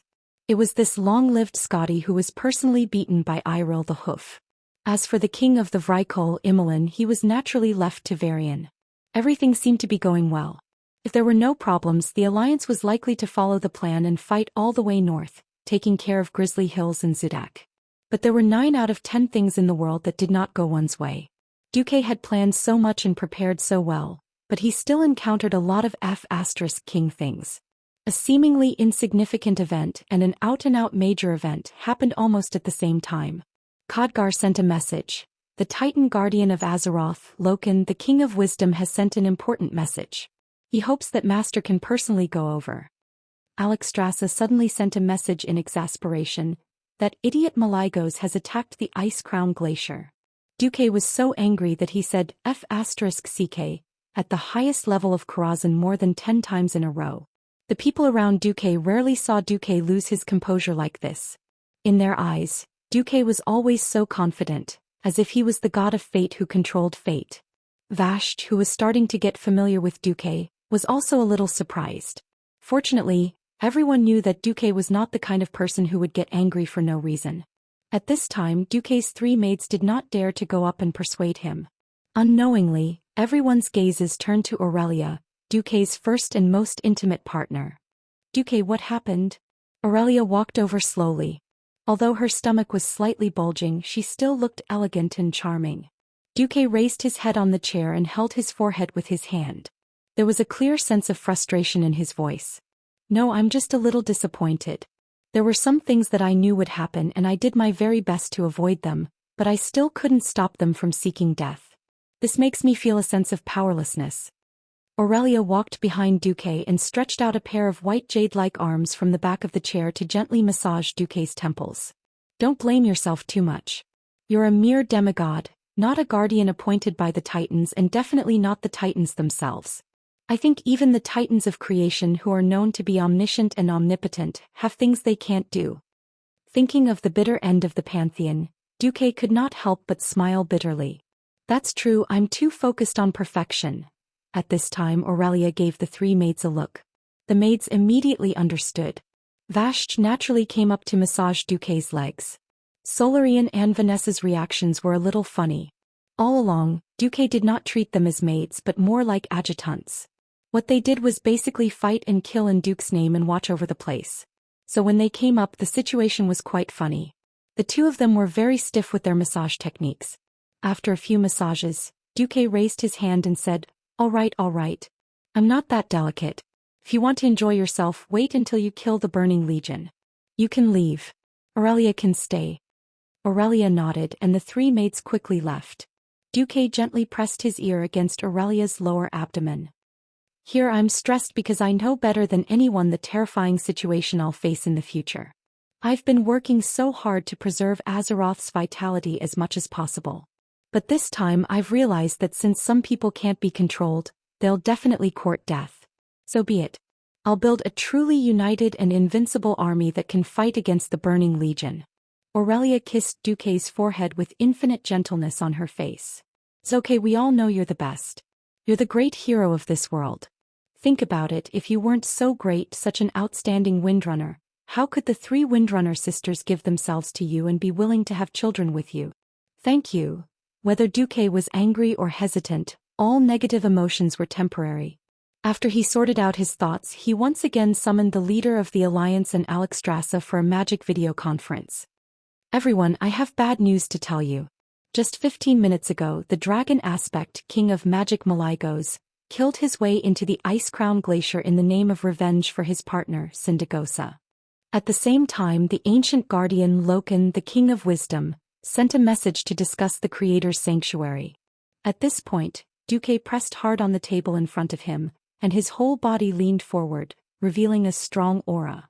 What I want to say is that we're facing 2 major crises at the same time. The first is the possible betrayal of the King of Magic. The second is the conspiracy of the King of Wisdom, Loken. What? Wait. The red dragon in the video was anxious. Maligos isn't going to betray us. First of all, he might not lose. Even if he loses, he won't lose his life and become a bone dragon, right? Moreover, he's very good at escaping. Magni was also a little anxious. What's going on with that Loken? The conspiracy of the ancient guardian? Duque first looked at Alexstrasza. The beautiful red dragon had a clear look of anxiety on her face. He could imagine that Nesario's betrayal back then had already broken her heart.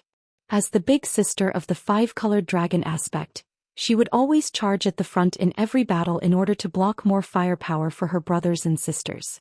In the past, Duque had tolerated it in order to maintain a friendly relationship with the Dragon Slumber Shrine.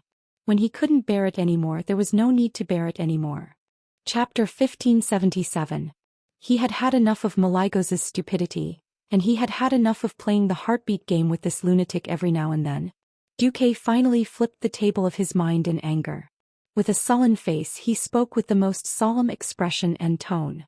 I've never been stingy with imagining the worst-case scenario with the greatest malice.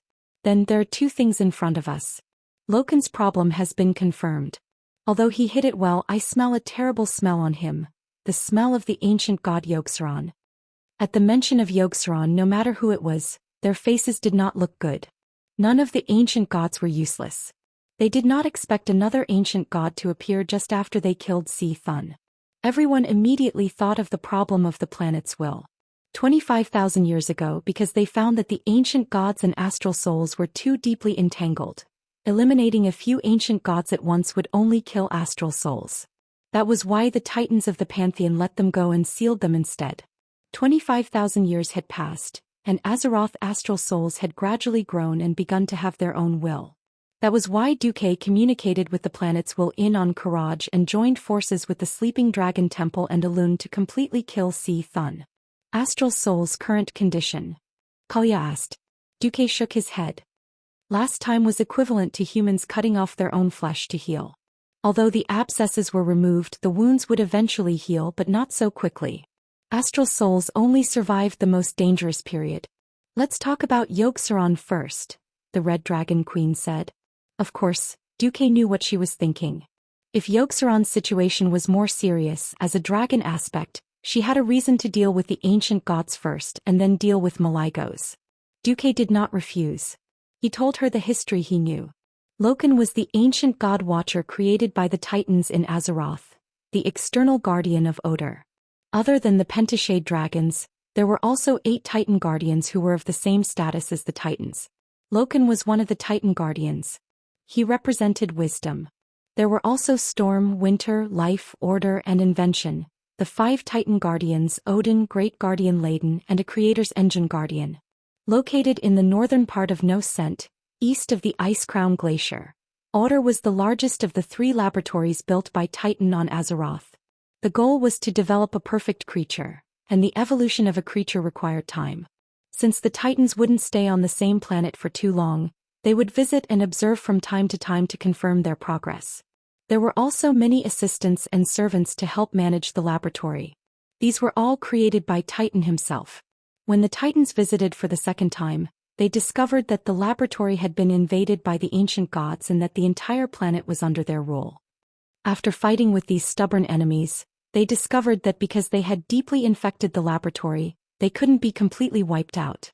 As such, they decided to seal them away in the depths of Azeroth. The one who infected Odor the most was Xian, and he was also sealed here.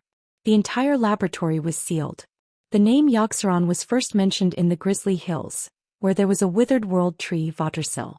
If one had a good relationship with the bear monsters, they would tell adventurers that in ancient times, the Night Elven Druids planted this world tree, but because the roots were too deep, they even reached the lair of the ancient god Xian. The dark power of the ancient god began to leak, and the Night Elven Druids were afraid that Vatersil would cause a huge disaster, so they destroyed the world tree. Later, some of the nearby bear monsters began to replant Vatersil, which had been broken into 3 pieces, and planned to resurrect Ushik, the great bear god who had died in the ancient war. In the end, Ushik was resurrected by the bear monsters, but he was already contaminated by the ancient god. With the help of adventurers, some of the bear monsters finally used the purified dust of Vatersil to purify Ushik. After introducing this terrible history of contamination, Duque concluded, "Now everyone has an idea of Xian's ability to contaminate, right? Loken is not the head of the Titan Guardians set up by the Pantheon in Azeroth. I received news that Odin, the manager of Odor, has gone into self-exile. The other Guardians are not in normal condition, and I found the scent of Xian in the video communication sent by the other party." At this point, Duque pressed his hands heavily on the table. "I can be absolutely sure that Loken, the King of Wisdom, has fallen into madness. He has been corrupted by the ancient god, and secretly plotted to murder the other Guardians and tampered with Odor's files." Hiss. Everyone gasped. Everyone was used to the whispers and corruption of the ancient god. Previously there had been a good dragon aspect, Nisario, who had been corrupted. Now that there was a Guardian rebellion, it was not unacceptable. Duque had peeked at Sardra's past achievements from Mediv, so no one doubted his words. For a moment, Everyone felt immense pressure. A Lich King was troublesome enough, and an ancient god had appeared at the same time. It would be a huge problem if they left it alone. Now there was also the Blue Dragon King involved. Just as Alexstrasza was about to say something, Duque slammed the table. Alexstrasza, you don't have to persuade me. The matter of Maligos was related to my foundation in the divine domain. If I attacked Oder or Icecrown Fortress with all my strength, only to have Maligos break through my magic net in the end, that would truly be the end of me. Before the matter of Maligos is resolved, I will not step into Oder or Icecrown Glacier. As the saying went, people of the same trade were enemies. Even if Maligos, the self-proclaimed king of magic in the world of Azeroth, and Duque, who controlled the weave, claimed to be in different fields, at the end of the day, it involved the distribution of core interests. Who got more elemental energy from the major elemental realms and who got less. If one had more, the other would naturally have less. In the past they were comrades in the same trench, and the cake was big enough that they could barely coexist peacefully. Now that no one was optimistic that Maligos would succeed in finding trouble with Arthas, there would be many variables. It was not that the Red Dragon Queen could not understand Duque's approach. She was caught in the middle, and she was not a dragon either. On one side was her brother, and on the other was her most important ally. And the power of mortals could be said to be getting stronger. It was impossible for the dragon aspect to increase its power. However, the upper limit of mortals was only at the level of astral souls. With Duque, Sylvanas, Vashj, and the Karaji twin emperors, the power and opinions of mortals could no longer be ignored. Chapter 1578. Let's wait and see. What else could Alexstrasza do? That was all she could say. The meeting ended on a sour note. Everyone knew that there would be a result soon. Maligos, the king of magic, was never the kind of dragon that could last for long. His magic was more like a wave. When there was a huge disparity in strength, he could instantly kill his opponent. When the disparity was not big, he could hurt his opponent. He might even be able to use his dragon body to resist the enemy's counterattack and kill him. If he could not hurt his opponent, he would not be surprised. He would lose if he lost. The arrogant Maligos rushed into Arthas' lair, the Ice Crown Fortress. Arthas even opened the magic defense array above the Ice Crown Fortress for him so that the Blue Dragon King could directly come to the Ice Throne. Ordinary Calamity Grades had no chance of winning against the King of Magic of the Dragon race. Since resistance was meaningless, it was better to fight it out directly. Sitting on the Ice Throne, Arthas could only see two glints of blue light from the Lich King's helmet. He silently watched the icy blue behemoth slowly descend from the sky. It pounced on the shining blue wings that did not belong in this gray sky. Every time it flapped its wings, the cold air swept across the entire Ice Crown Fortress like an ice storm. The temperature, which was already cold enough, dropped even further. The absolute zero turbulence easily covered the entire area above the Ice Crown Fortress with thick snow except for the Ice Throne. Roar. A dragon roar sounded. In the few layers near the Ice Throne, every undead was shocked by this primordial roar that seemed to come from the distant past. This roar came from the overlord of the planet that had been at the top of the food chain for 25,000 years. The dragon race. This dragon roar belonged to a king of magic who controlled the elements. The terrifying pressure of the two domains directly made the slightly weaker elite undead warriors feel unstable. It was as if the soul fire nestled in their decaying chest could be extinguished at any time. Descending from the clouds, Maligos did not directly land on the square at the top of the Ice Crown Fortress. He flapped his dark blue wings and hovered above the Ice Throne. His golden eyes were like a pair of golden balls made of gold, and he looked at Arthas, who was sitting upright on the throne of ice, with a kind of coldness that belonged to the ruler of the elemental world. The guy who called himself the Lich King had no intention of standing up. He still sat on the throne, which made Maligos very unhappy. However, he liked the feeling of looking down on his enemy. Despicable blasphemer Arthas. You should know why I'm here. Maligos let out a rumbling sound, and under his huge blue jaw, his white beard fluttered in the surging cold wind. Syndagosa. Arthas's voice was filled with obvious disdain. I was just worrying about the lack of air forces, and here you are. Although I don't believe in luck, it does seem to exist. Maligos' face became very interesting. Perhaps in this master dragon's imagination, even if Arthas didn't kowtow as if he had seen a god, he should be trembling. He really couldn't see any possibility of Arthes defeating him. Otherwise he wouldn't have charged into Ice Crown Fortress alone to find trouble with Arthes. Of course he had absolute confidence in his own strength. At the same time he was also here to take advantage of the situation. Winter's Embrace Lake wasn't far from his lair. With Duque as bait, the combined attack of Alexstrasza and Elune was completely within his range of perception. He was absolutely aware of how serious Arthes' injuries were. Who knew that he would be treated as an idiot who was delivering food to the other party? How could the proud Malygos not be angry? Presumptuous. Accompanied by a terrifying dragon's roar, the cold wind under Malygos' dark blue wings was like clouds of ice, with specks of blue cold light in the clouds. After these scattered lights descended, the frost elements above the entire Ice Crown Fortress became chaotic. The frost elements that were supposed to bow to the Lich King all worshipped and offered their loyalty to the primordial king of magic in the world of Azeroth. It felt terrible to be deprived of control of the subordinate elements. In the elemental world, Arthes' hearing should have been the sound of countless strings breaking. In practically a single exchange, the elements that Arthes could control were reduced to a pitiful area of less than 10 meters around the ice throne. The huge Ice Crown Fortress had almost become Malygos' territory. His blue eyes still emitted a dim light. This time, Arthes finally stood up. Facing the smug blue dragon king, Arthes smiled. Perhaps it should be attributed to some kind of inorganic sound similar to laughter. It sounded hollow and strange. Malygos, you are indeed very strong.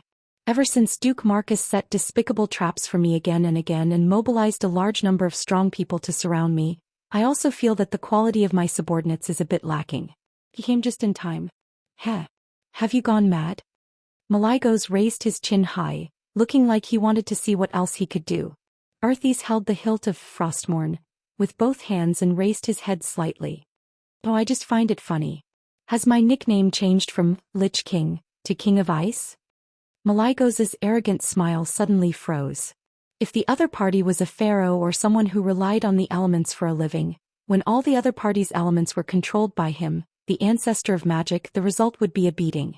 Malygos calmed down. Liches play with corpses. I'm not afraid even if Sindagosa comes out alive. There are no corpses of top experts for him to enslave. Before the Blue Dragon King's imagination could end, Arthes had already solved the mystery himself. Hee hee. Arthes let out a sound that should have been a sneer. Why would someone as great as me allow the vulgar you to come before my throne? It's to let you personally taste the 10,000 years of regret that you forged with your own hands. The Frostmourne, in his hand, suddenly became as large as the sky. Although it was just a shadow, some things that were bound in the shadow of the huge rune sword almost made Malygos collapse on the spot. No. Don't come over. Like a frightened girl, Malygos screamed and turned around to fly. However, the blue dragon shadows behind him were faster than him.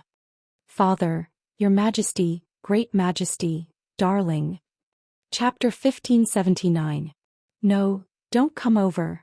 Malygos flapped his wings with difficulty and continued to flee with all his might.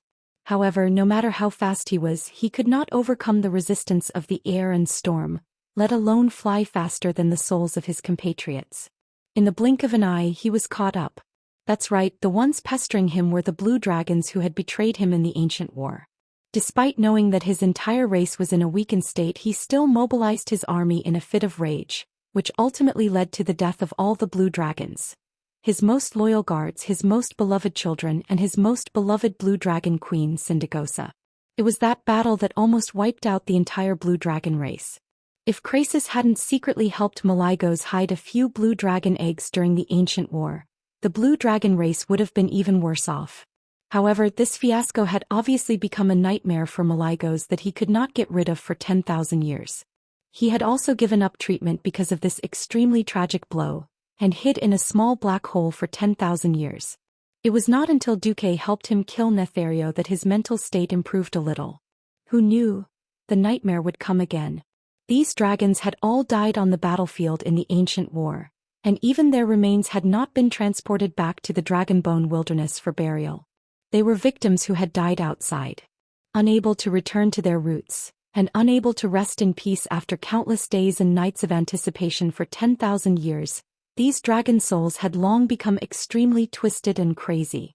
If Malygos was still a normal dragon king with his own characteristics as a dragon aspect and strong willpower, not to mention dealing with a group of dragon souls, he might not even be able to kill Jaden's darkness of 1,000 souls head-on. However, what Arthas had directly released was an ultimate move that Malygos could not resist at all. If he really dared to face Sindagosa, he would have done it when Duque had reminded him to collect his wife's remains. It was precisely because of the death of his wife and children that his willpower was greatly weakened, and he became a psychopath. What was trapped by Frostmourne was of course the real souls of his wife and children. In the past he did not dare to face them. Every night when he was asleep he would wake up because of them. Now that he was facing the souls, Malygos broke down on the spot, and wanted to run away while crying. What arrogance! What glory! What dignity! All of it. Trying to run? Is this prince's throne something you can come and go as you please? Arthas let out a cold laugh. He took a step forward and a stairway made of ice suddenly rose up at high speed. In the next instant, Arthas shot out like a cannonball, like a compressed spring.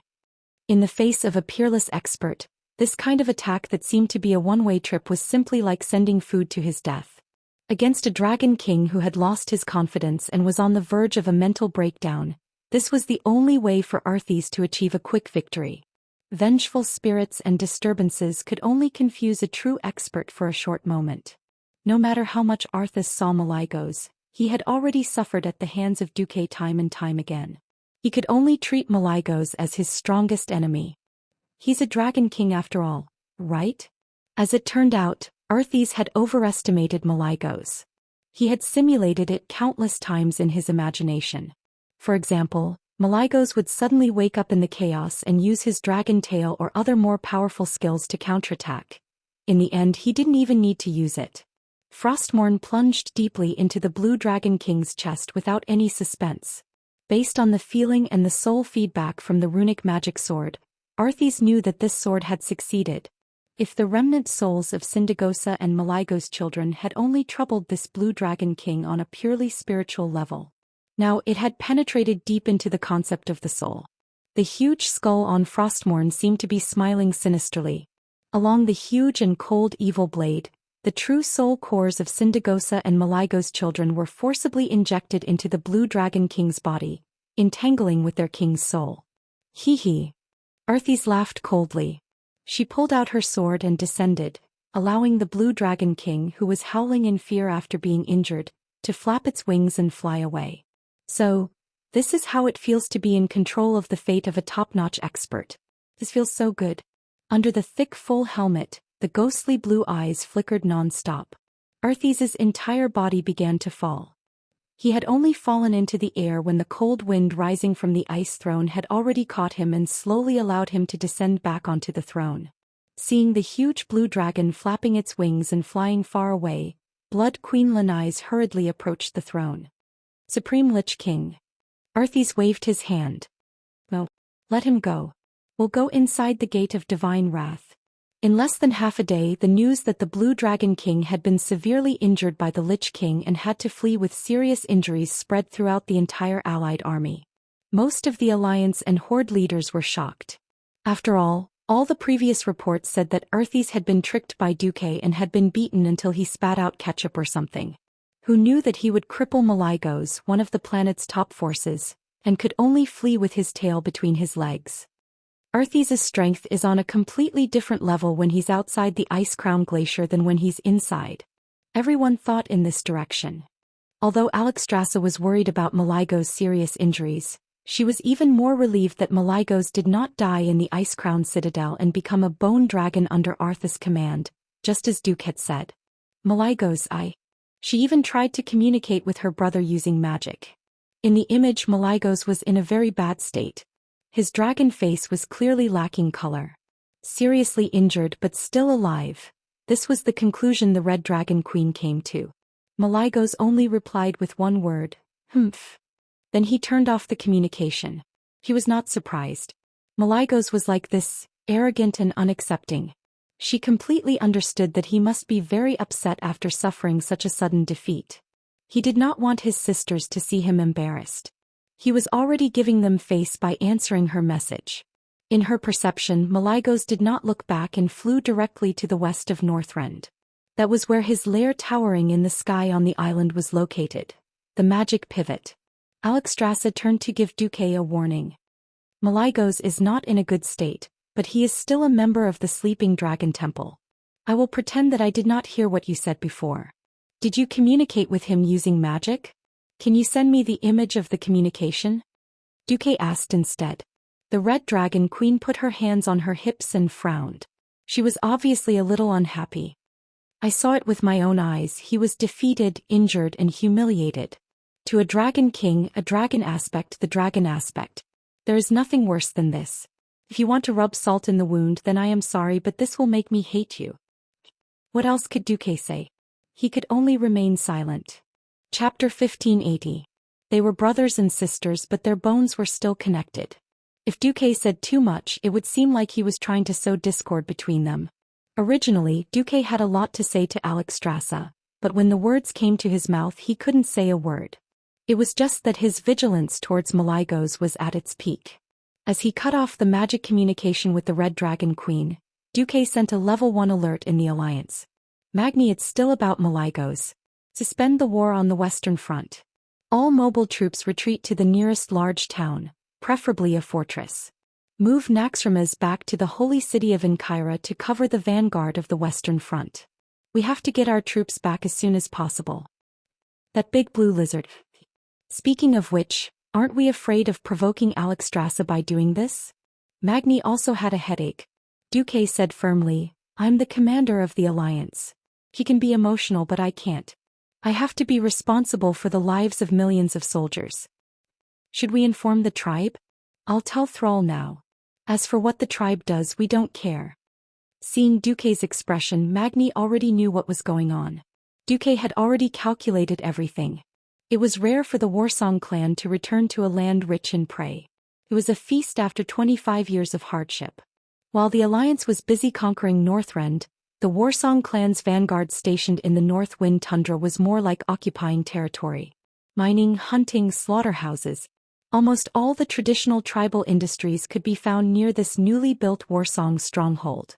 Would they be willing to suddenly evacuate? Duque used magic communication to find Thrall. Thrall was very concerned about Duque's serious warning. What?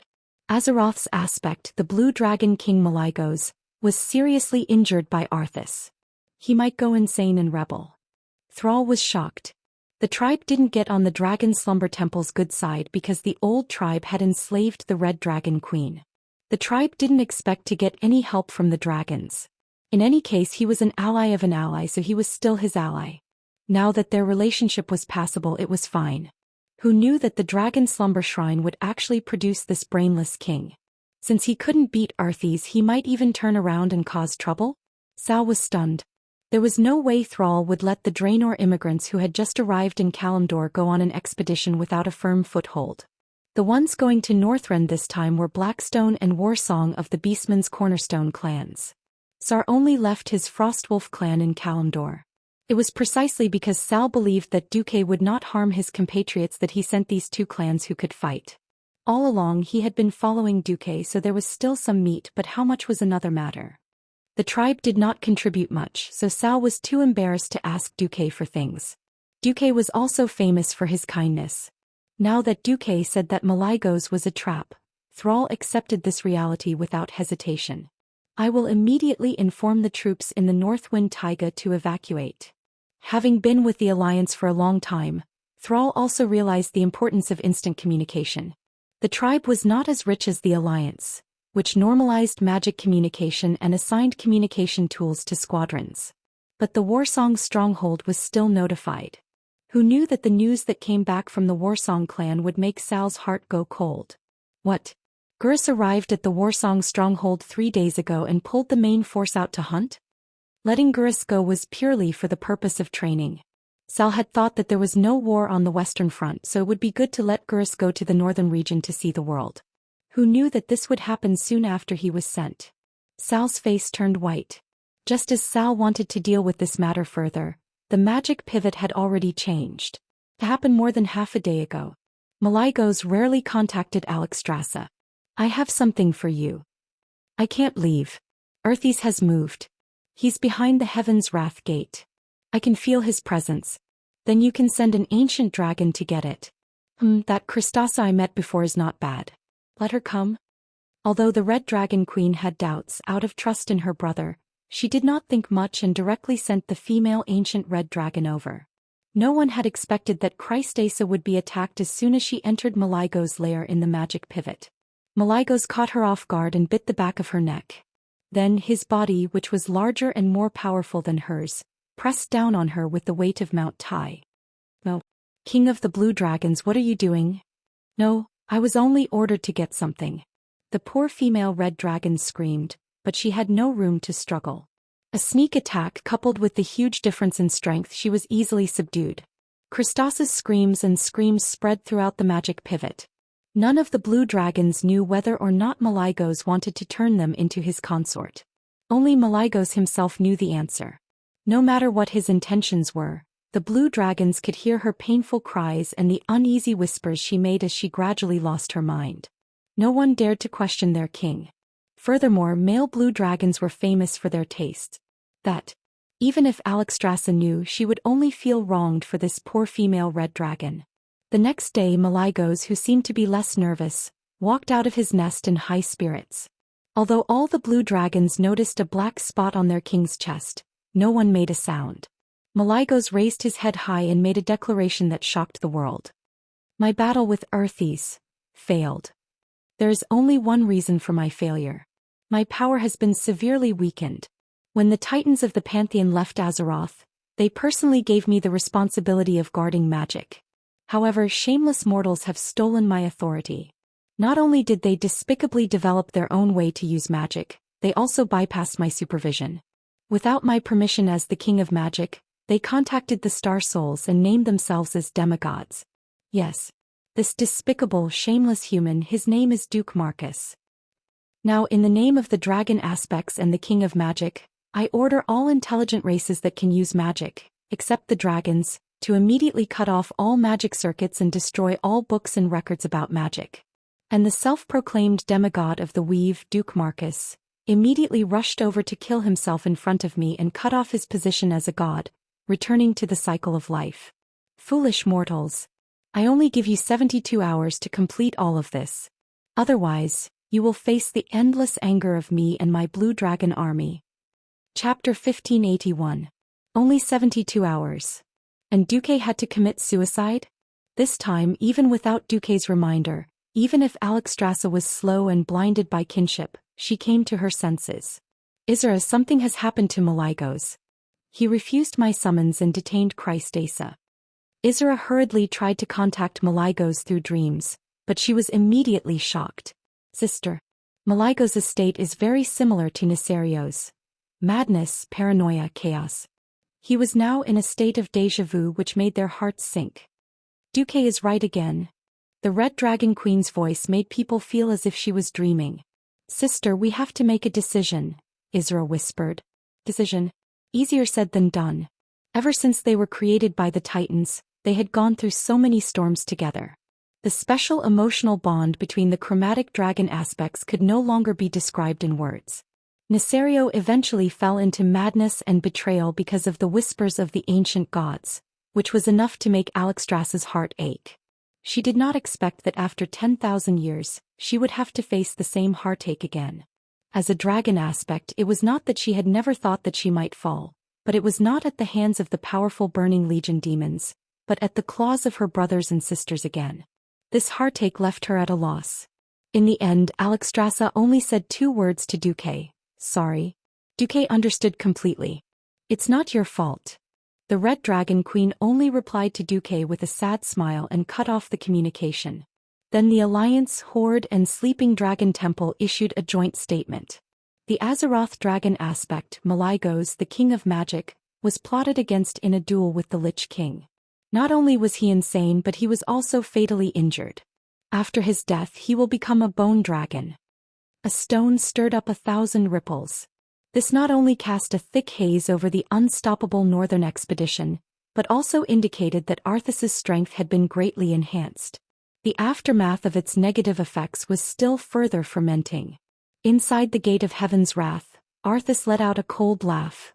As expected of my nemesis Duke Marcus? He immediately guessed my little trick. But so what? Maligos is already my possession. Duke's guess was right. On the surface, Maligos was still alive and kicking, but in fact his heart had been completely cut off by Frostmourne. However, Arthas still kept his heart beating, making Maligos look like he was still alive. If Duke hadn't discovered it, then according to the original plan, Maligos would still use this as an excuse to fight Duke over the weave. It might even drag the Dragon Sleep Shrine, who did not know the truth, into the whirlpool of internal strife. It's just that the way it is now is pretty good. A real Dragon King as a mount. Ha! The Lich King's maniacal laughter reverberated throughout the tunnels. In fact, from the moment Maligos barged into Icecrown Fortress like an idiot, everything was destined to be a tragedy. The only difference was how great the loss would be. The Blue Dragon Legion also had intense disagreements. Most of the Blue Dragons were at a loss. On one side was the strict order of their king, and on the other side was the appeal of the four dragon aspects, Alexstrasza, Isra, Nozdormu and Onyxia. This was different from history.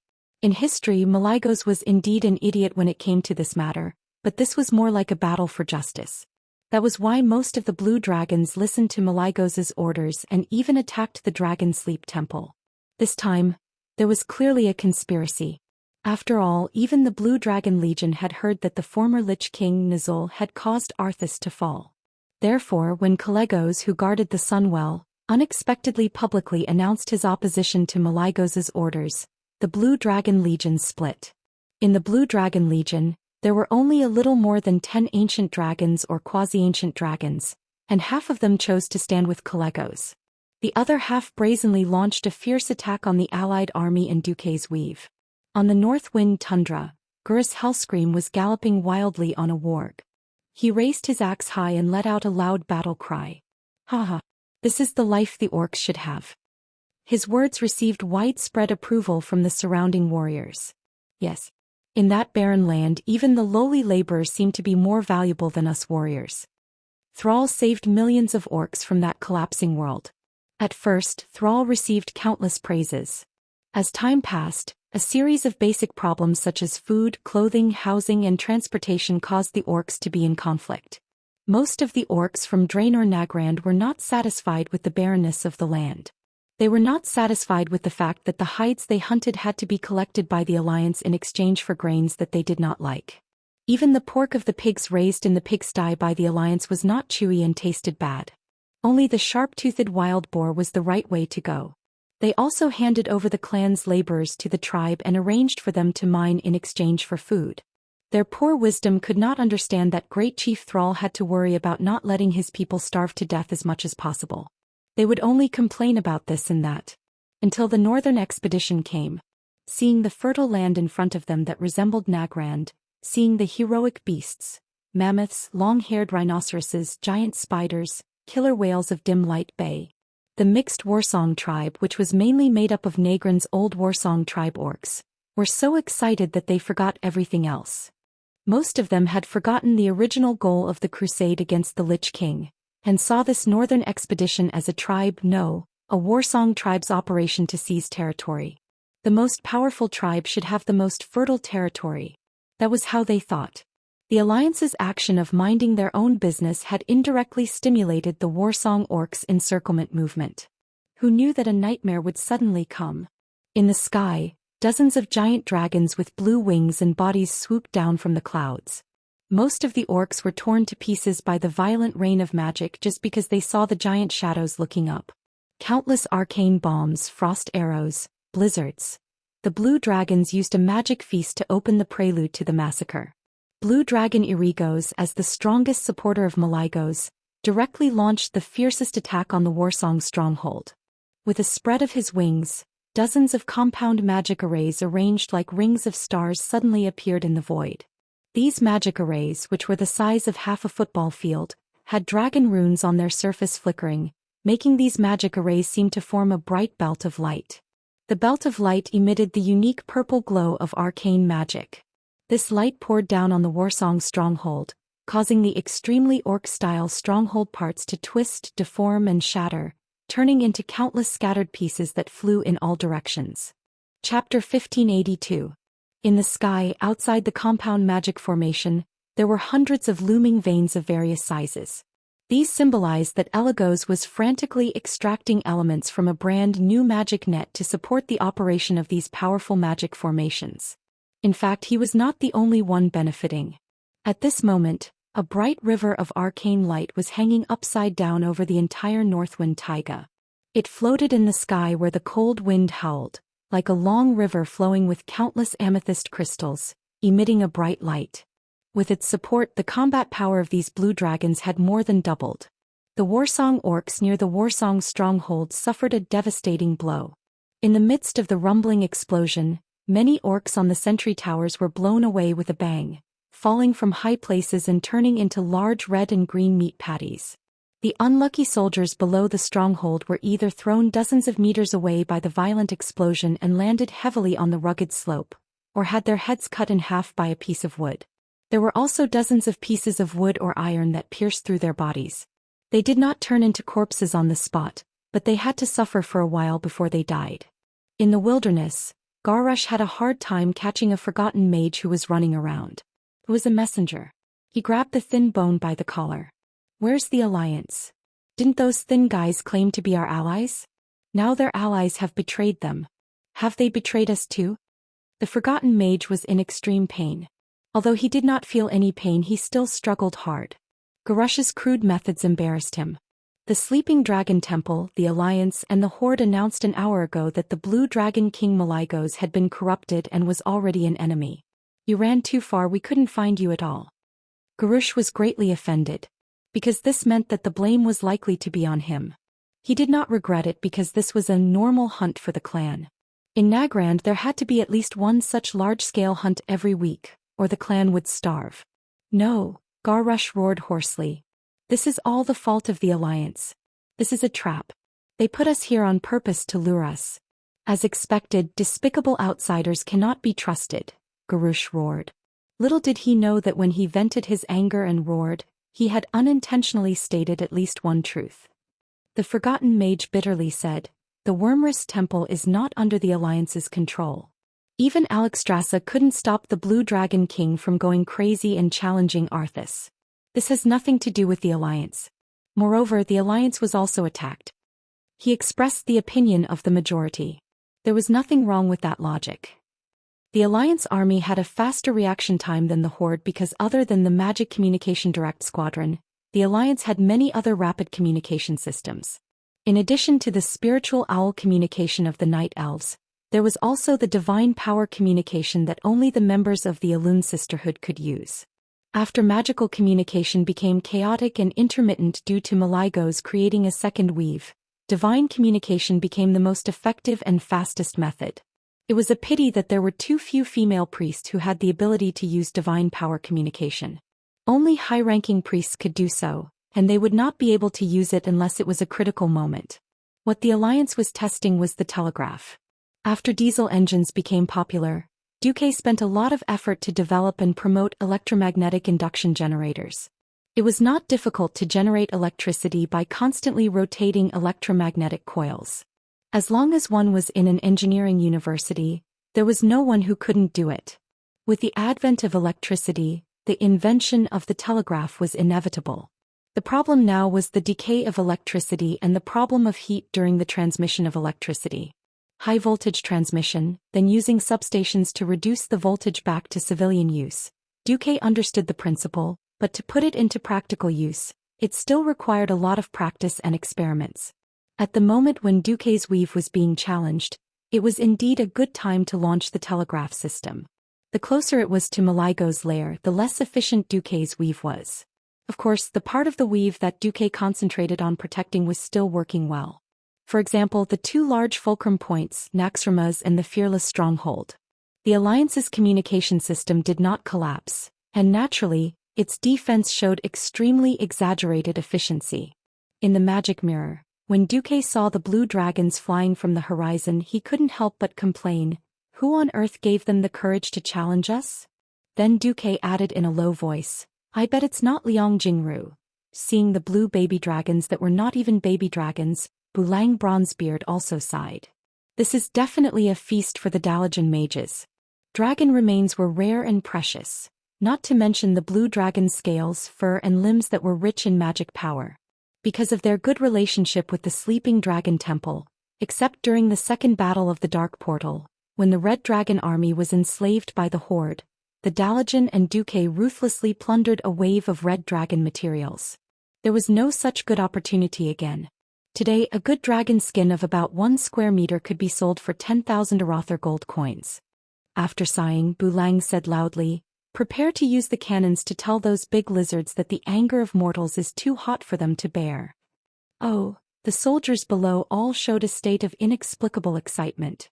Under the lead of an ancient colossal blue dragon, more than 10 adult blue dragons led hundreds of dragon whelps, as well as close to 10,000 dragon whelps.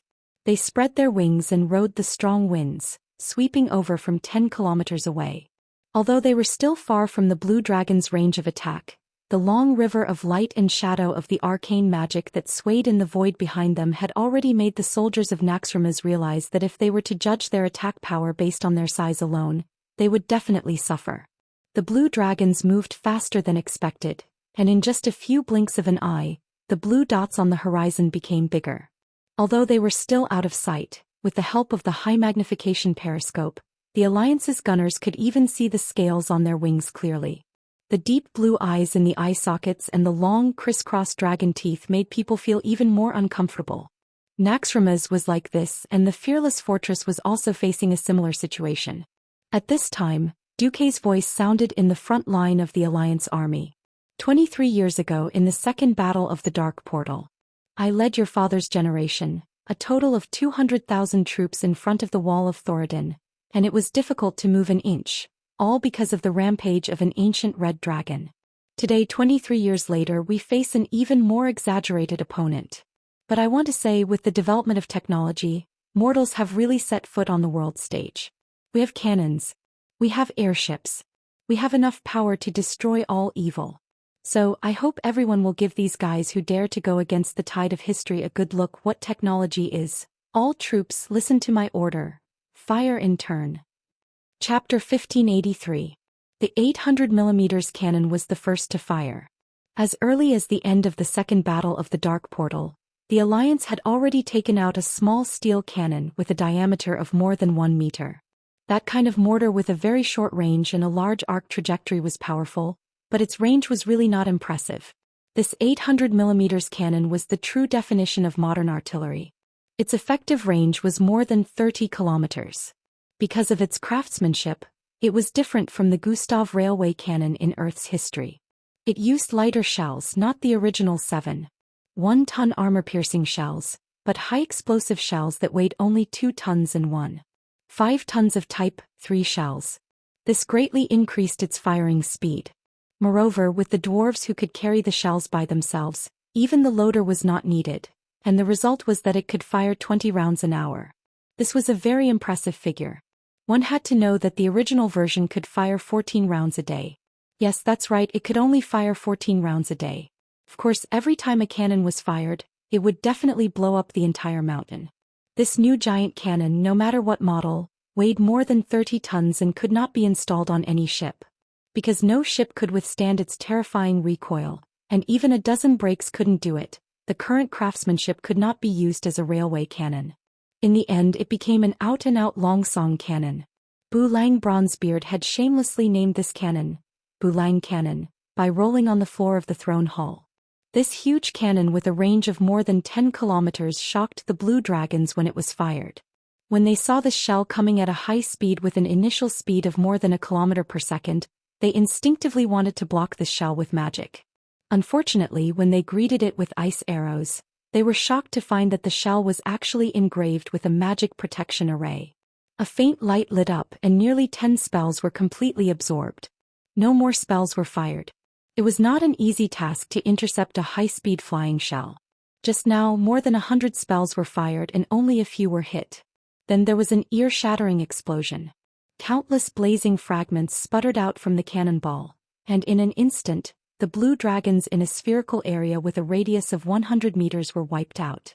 Regardless of whether it was a baby dragon that was not much bigger than a wolf dog, a baby dragon that was 5 meters long and had a wingspan of 8 meters, or an adult dragon. All of them were hit by the third cannon-style 1 cannon. Countless pillars of blood spurted out of their bodies as they screamed and fell to the ground.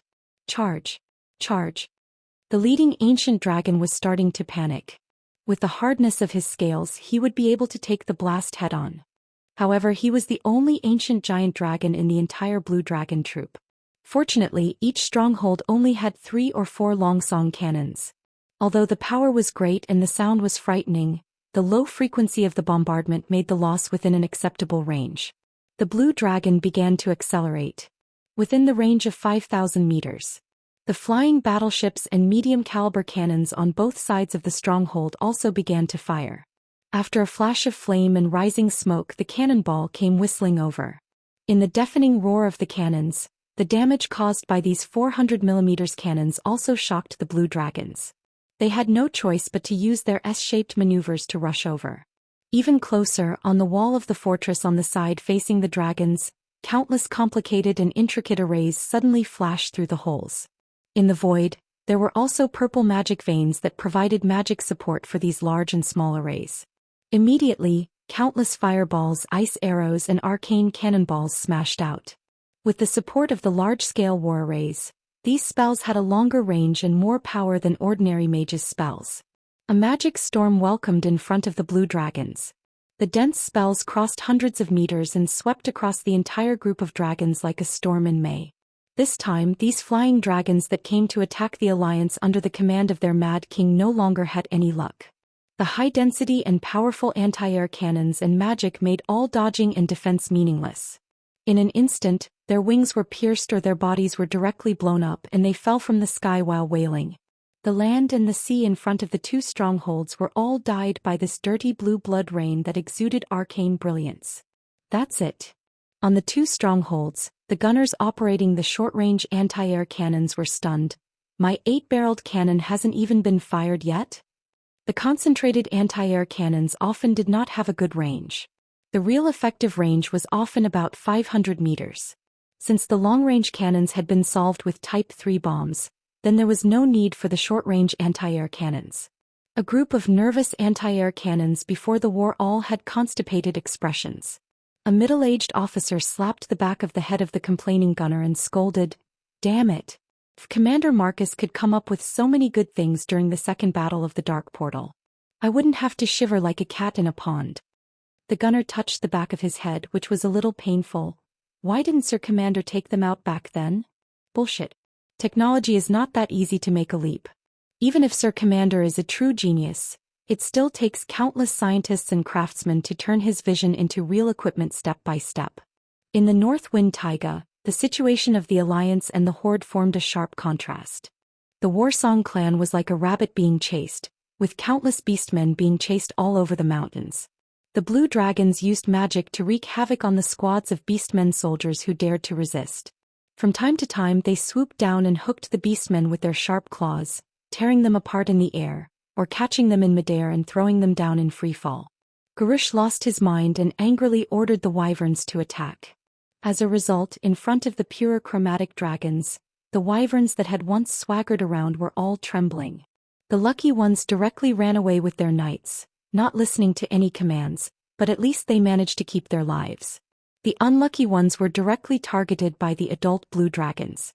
2 blue dragons flew over, grabbed the wyverns with even more rapid movements, and tore them into pieces in midair, forming a stinking rain of blood. The Alliance, it's all the Alliance's fault. Garush roared wildly, but he really couldn't do anything about the flying lizards that were flying high and low.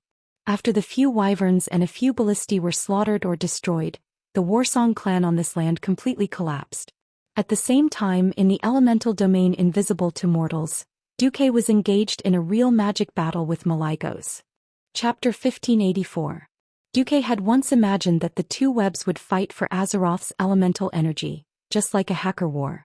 The 2 opponents would stay in areas where they couldn't see each other, remotely controlling everything in the network world, frantically attacking each other's positions, searching for each other's location, in order to deal a fatal blow.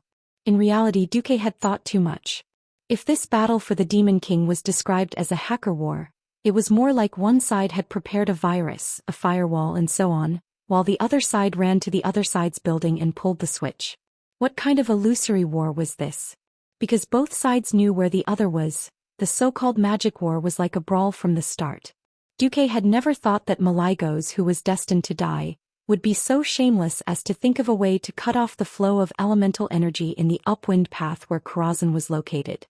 As the magic guardian dragon left behind by the Titans, he did indeed know a lot of the elemental mysteries of Azeroth, such as the specific location of the elemental river that extended from the planet's mantle, through the crust, and to the shallow surface of the upwind path.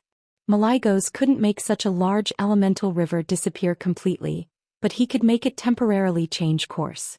If Duque really was one of those traditional mages in Azeroth who relied on the mage tower to display their full strength, then he would be kneeling by now. The mage tower of Karazhan, which had once bloomed with dazzling arcane light day and night, now only maintained a minimum amount of light. Without the supply of elemental veins, the tower looked dim. To maintain the operation of the entire mage tower, they had to use the elemental energy stored in the elemental pool. For Duque, who was about to start a magic war, it could be said that his reinforcements had been cut off. He could certainly defend Karazhan to the death and continue to use Karazhan as the center of the webs to fight Malygos for control of the entire world's webs. This way it would be like a lonely castle. Perhaps he could defend it for a while, but in the end it would still fall. There was a saying in the art of war: a lonely city cannot be defended. Duque's lips curled into a cold smile. Arthas, good plan.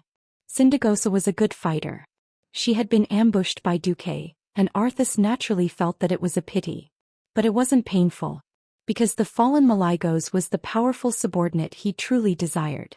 With the powerful physical body of a dragon king and the magical ability that Arthas desperately lacked, such a powerful undead was the only thing that could truly help Arthas. Over here, Duque had clearly beaten Arthas into a dog, but Malygos, the brainless pig of a teammate, had to go over to serve himself. Duque was also speechless. When Malygos no longer acted on his own fantasies and delusions, he immediately became a super expert. For example, if Malygos successfully dismantled Duque's magic net core and inflicted heavy damage to Duque's magic net, the several 100,000 allied armies in No Scent would immediately lose their most powerful defensive magic system. All of the Alliance's mages would lose 50% of their power, as most of the military mages used the weave as a standard for learning and casting spells. Without the weave, many mages who forcefully advanced felt as though they were in a desert of elements, unable to draw even the slightest bit of elemental energy to support their magic. At that time, if Arthas joined forces with Malygos to launch a large-scale ice storm or something, the allied army would definitely suffer heavy losses, and they might even be in danger of being wiped out. Fortunately, Malygos, you're so inexperienced that you don't even know what the Cloud Age is, right? As a transmigrator who had experienced the birth of the internet to its explosive development, there were too many concepts on the internet that could be used for reference in the magic net. For example, the battle between single-core and multi-core. There was also the concept of cloud storage. Malygos was now like a super single-core computer with a super high-frequency CPU. His data storage ability and computing ability were all crushing Duque's. This was where his pride came from. Even if Duque had the help of the system elf, he might not be Malygos' match in a one-on-one fight. After all, as the king of magic, his brain capacity and ability to command and cast multiple spells were definitely godly in the truest sense. However, ever since Duque established the magic net, he had never intended to play with a single-core CPU. What he played was a classic multi-core. From Khadgar as the core to the Demon King Vek Lore, who later joined as the secondary core, and then to the group of elemental emissaries. Then there were Jaina and Solarian, who were the support controllers, as well as the Kirin Tor assembly led by Kale, and the high-ranked Dalajan mages. Almost every powerhouse above the Radiant Moon level was a commander in a certain area of the magic net. Duque had split up the authority of the magic net, causing the magic net to show unimaginable diversity. As for Khadgar and Duque's system elves, they only existed as coordinators. As for the cloud storage, it was actually the result of Duque's direct control of the magic nodes of most of the Alliance's main cities, transforming them into nodes of the magic net. Other than Darnassus, which was directly controlled by Elun, and Exodar, which was controlled by the Dreenii, all the main cities were deeply connected to the magic net. The four major elements of earth, water, fire, and wind existed in parallel space across the entire planet of Azeroth. Every main city of the Alliance, in addition to having a superior geographical environment, was also the location of nodes of elemental veins of different sizes. Duque had completely copied the magic net blueprint and stored it in every main city of the Alliance that was under his control.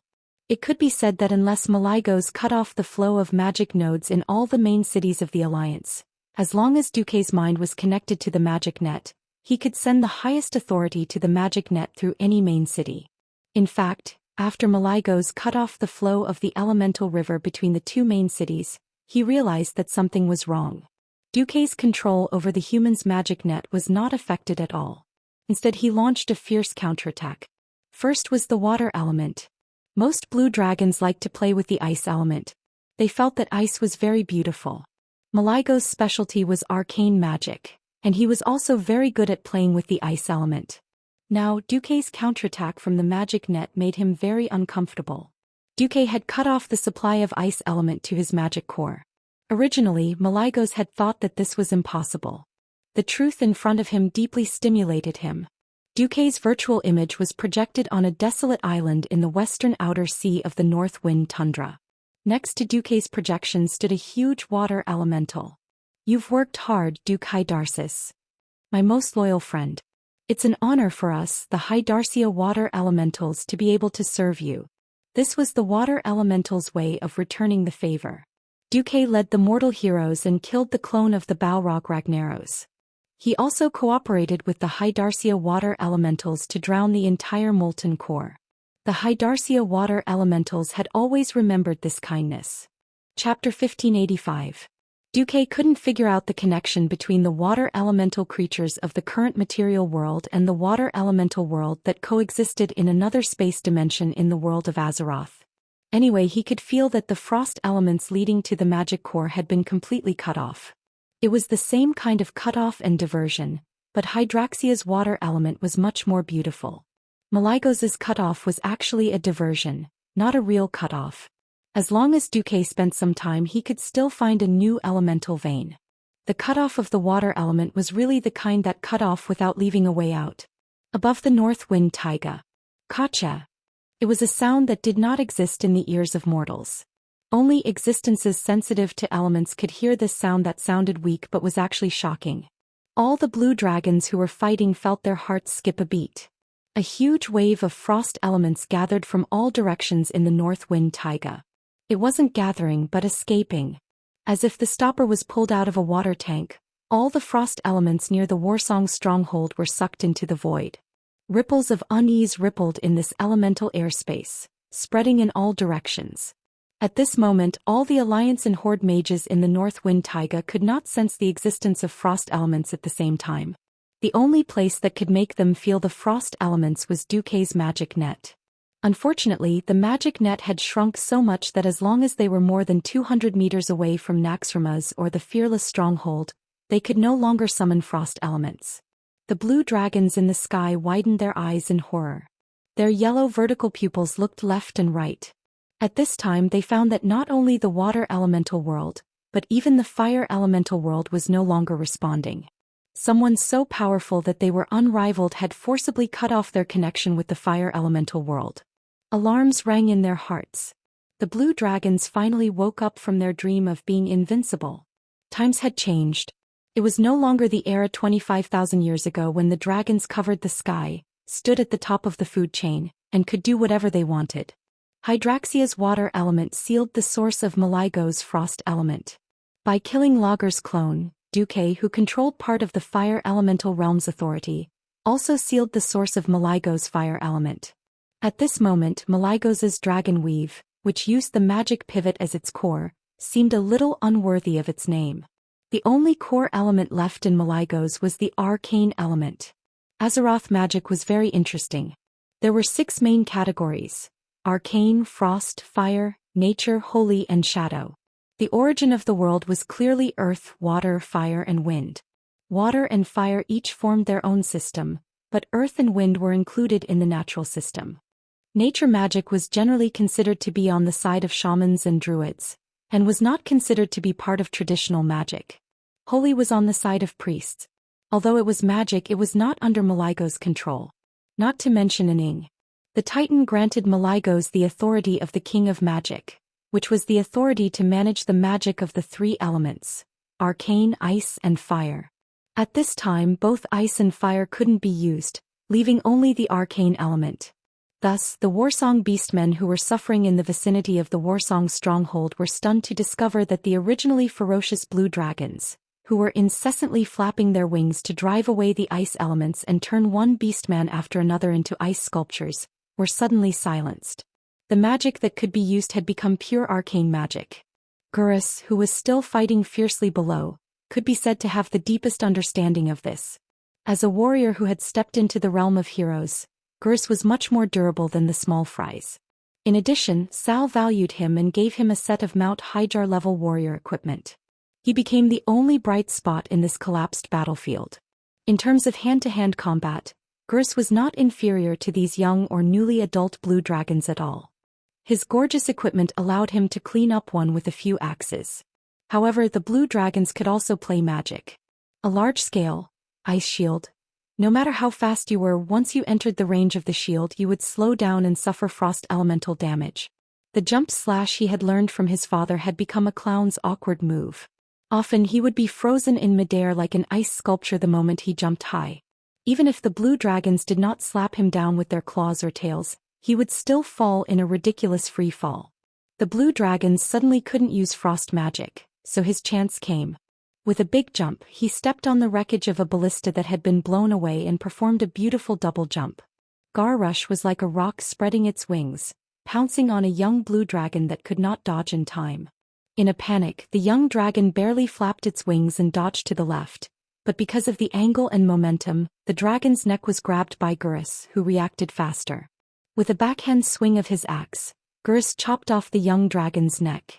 Holding the long dragon's neck in his hand and swinging the limp dragon's head, Garrush fell to the ground with a loud crash, raising a huge cloud of dust and letting out a deafening roar.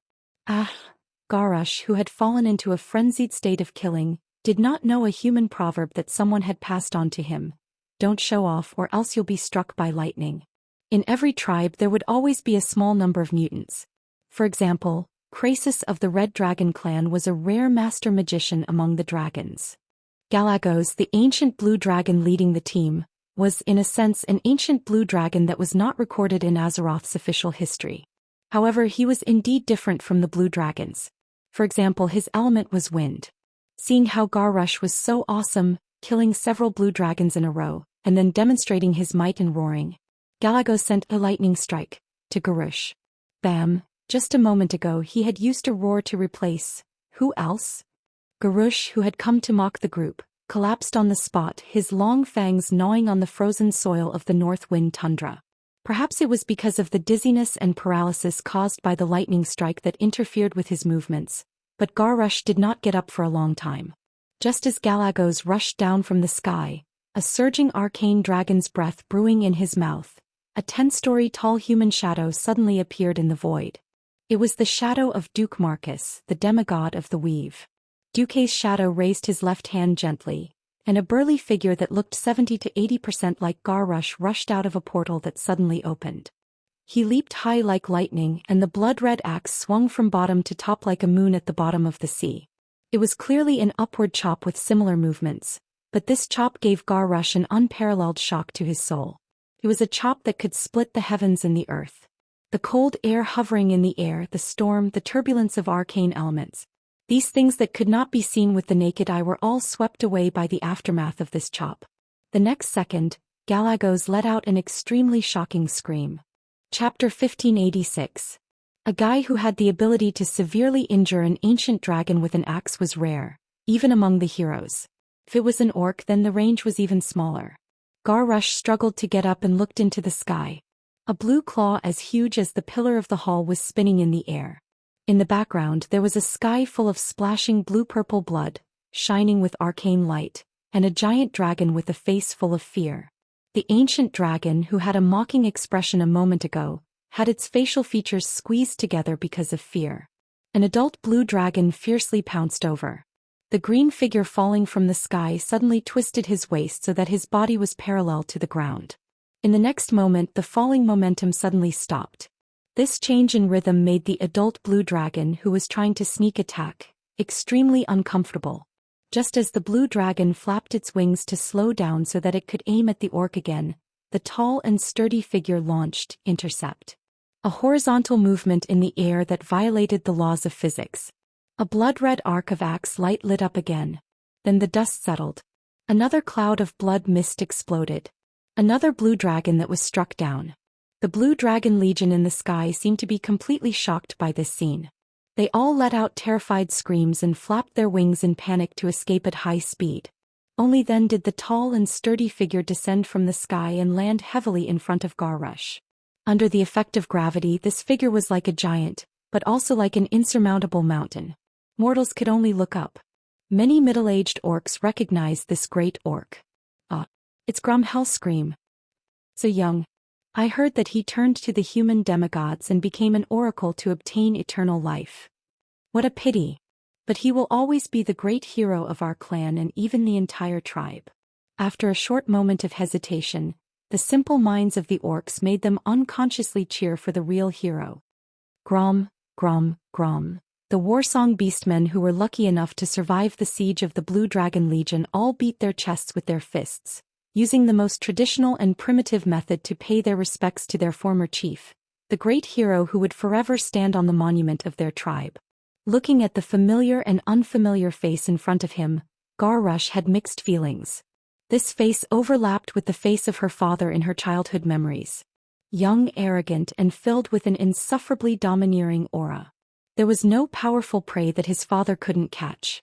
Even the legendary powerful monster Gollin, who could not be dealt with by an entire clan, fell at his father's feet. That was why he was able to inherit a great surname, Hellscream. He would not be like those lowly laborers who did not deserve to have their own surnames. Garrush's emotions were extremely complicated. Once upon a time, as a pure-blooded orc, he felt ashamed because his father was the first to drink the devil's blood.